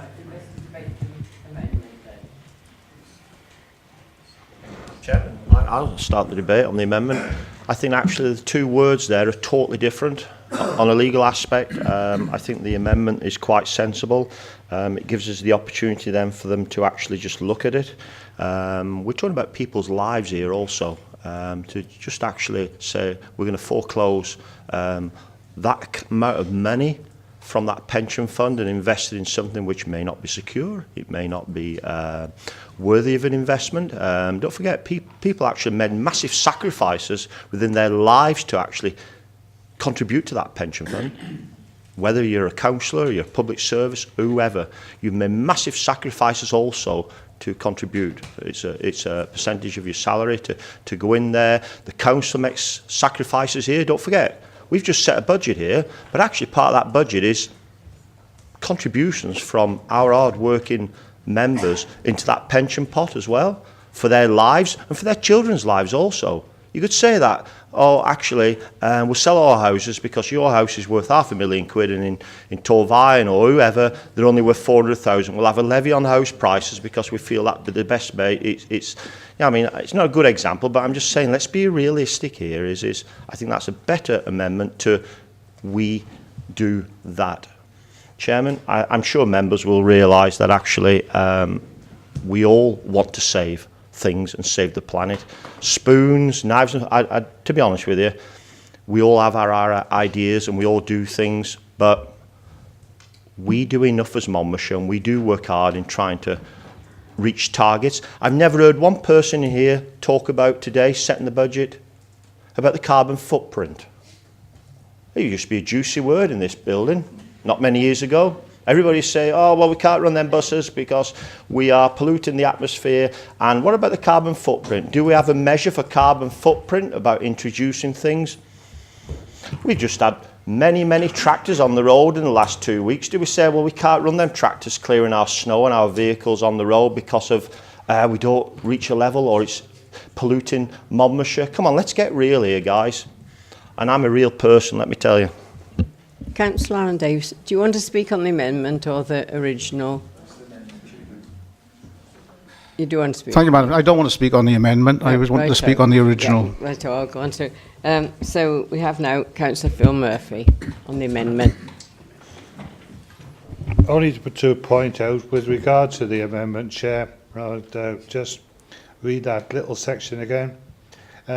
Prior to this survey, the fund was already looking at the ESG issues across the fund and they've set up a working group to do it. So you know, they are in fact doing that, and will do it in an ordered fashion according to what they think. So, as far as I can see, the original motion covers it. Councillor Dimitri. Yeah, I mean, there's no need to. I mean, it does cover it. I mean, they've got a working group, and I presume they're going to do it as they see fit. But just to say, I don't know if you've been here, Simon, but a lot of councillors, Conservative and Labour, talk about air pollution quite frequently, and particularly around Chepstow. So carbon is still a massive issue. And yes, I will drive my car home, admittedly. But I'm not, and I take Joanna's point, we have to do our own little bit. But this is a step. Institutions, particularly pension funds, do have a massive impact on investments and obviously where future industry goes and making money. So yes, I take Giles's point, absolutely right. I'm a hypocrite. As soon as I get in that car, I am a hypocrite. But making these institutional changes is a step towards future investment in other technologies which will give me the green car, so I'm no longer the hypocrite. So this is about the future. But I take your points, but this is about the future.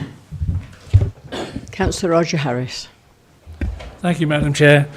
Yeah, in my response, I mentioned we're talking about an ordered withdrawal here, and I said we have got a little bit of moral high ground here in that we believe in renewable energy, and in part of if we pass this motion, presumably there will be some sort of letter going to the Torvine Pension Fund suggesting that not just don't do it into, don't invest in fossil fuels, but how about doing something positive to help save the planet by investing in renewable energy? I said that, and therefore I don't believe the amendment needs to be put. Councillor Fox. Yeah, thank you, Chairman. I don't think we should be beating ourselves up too much about this, because both of you are trying to say exactly the same thing. At the end of the day, we're one partner in the pension fund, and I have every confidence if we raise our sentiment through either amendment or motion that they will get the message that we would hope that they would look, ethically how they invest going forward, or certainly move away from fossil fuels. So, I don't know which one to vote for either. I'll vote twice if I have to. But I think we were all in agreement of the sentiments. I've got 4 new granddaughters who've come within 6 months. I'm really worried about the future. Fossil fuels is a part of it, I'm sure it is. There is a global climate change which we can't understand either, but we don't want to help that on its way. We want to, we don't want to do things which make it worse. So yes, of course, we want to support this, but I'm just conscious that we can spend a lot of time going around and around this. Can we agree one or the other? I know that's where we're aiming up in a minute, but I don't think for 1 minute the terminology that we've put in that final sentence will bring down the pension fund. I just hope that those who oversee that pension fund are mindful of the sentiments we're expressing here, and they think twice, and they indicate that they already are looking at that. And I'm sure that they won't do anything which threatens the sustainability of that pension fund for the many people who contribute to it. So Madam Chairman, I don't know, one person give or the other, I don't know, but please let's move progress on this, because when we're talking of fuel, I certainly need some. Councillor David Dudley, and then we'll look to voting on something. Councillor Dudley. He's like a snail. I'll give up with it, Madam Chairman. I agree with what was said just now about I don't think it'll make any difference to the pension funds. But you've got to be careful what you wish for in this world. And Shell and BP, 2 British companies, one Anglo-British, are 2 of the biggest companies in this country.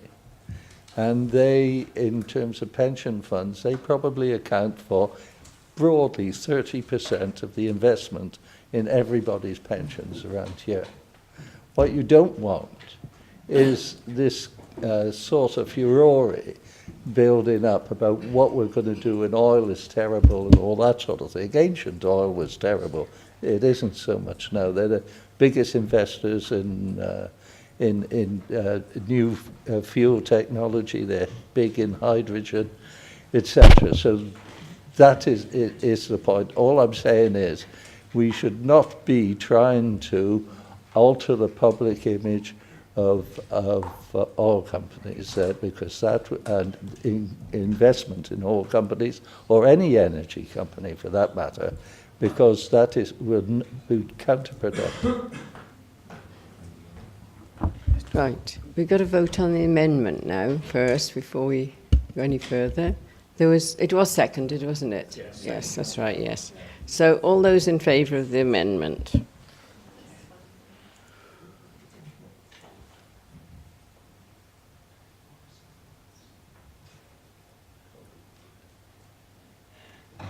Yeah, 16 for it, Chairman. No, I think we've got over 32 here still. Oh, so all those against?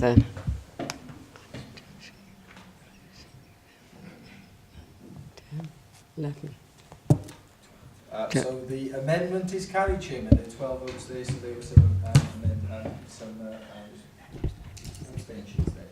So now it becomes a substantive motion. Yeah. So we'll have to vote again on the amendment. All those in favour of the amendment? So that's a substantive motion, so that one's carried, Chairman. Yes, so right. The amendment is carried, so as you see fit.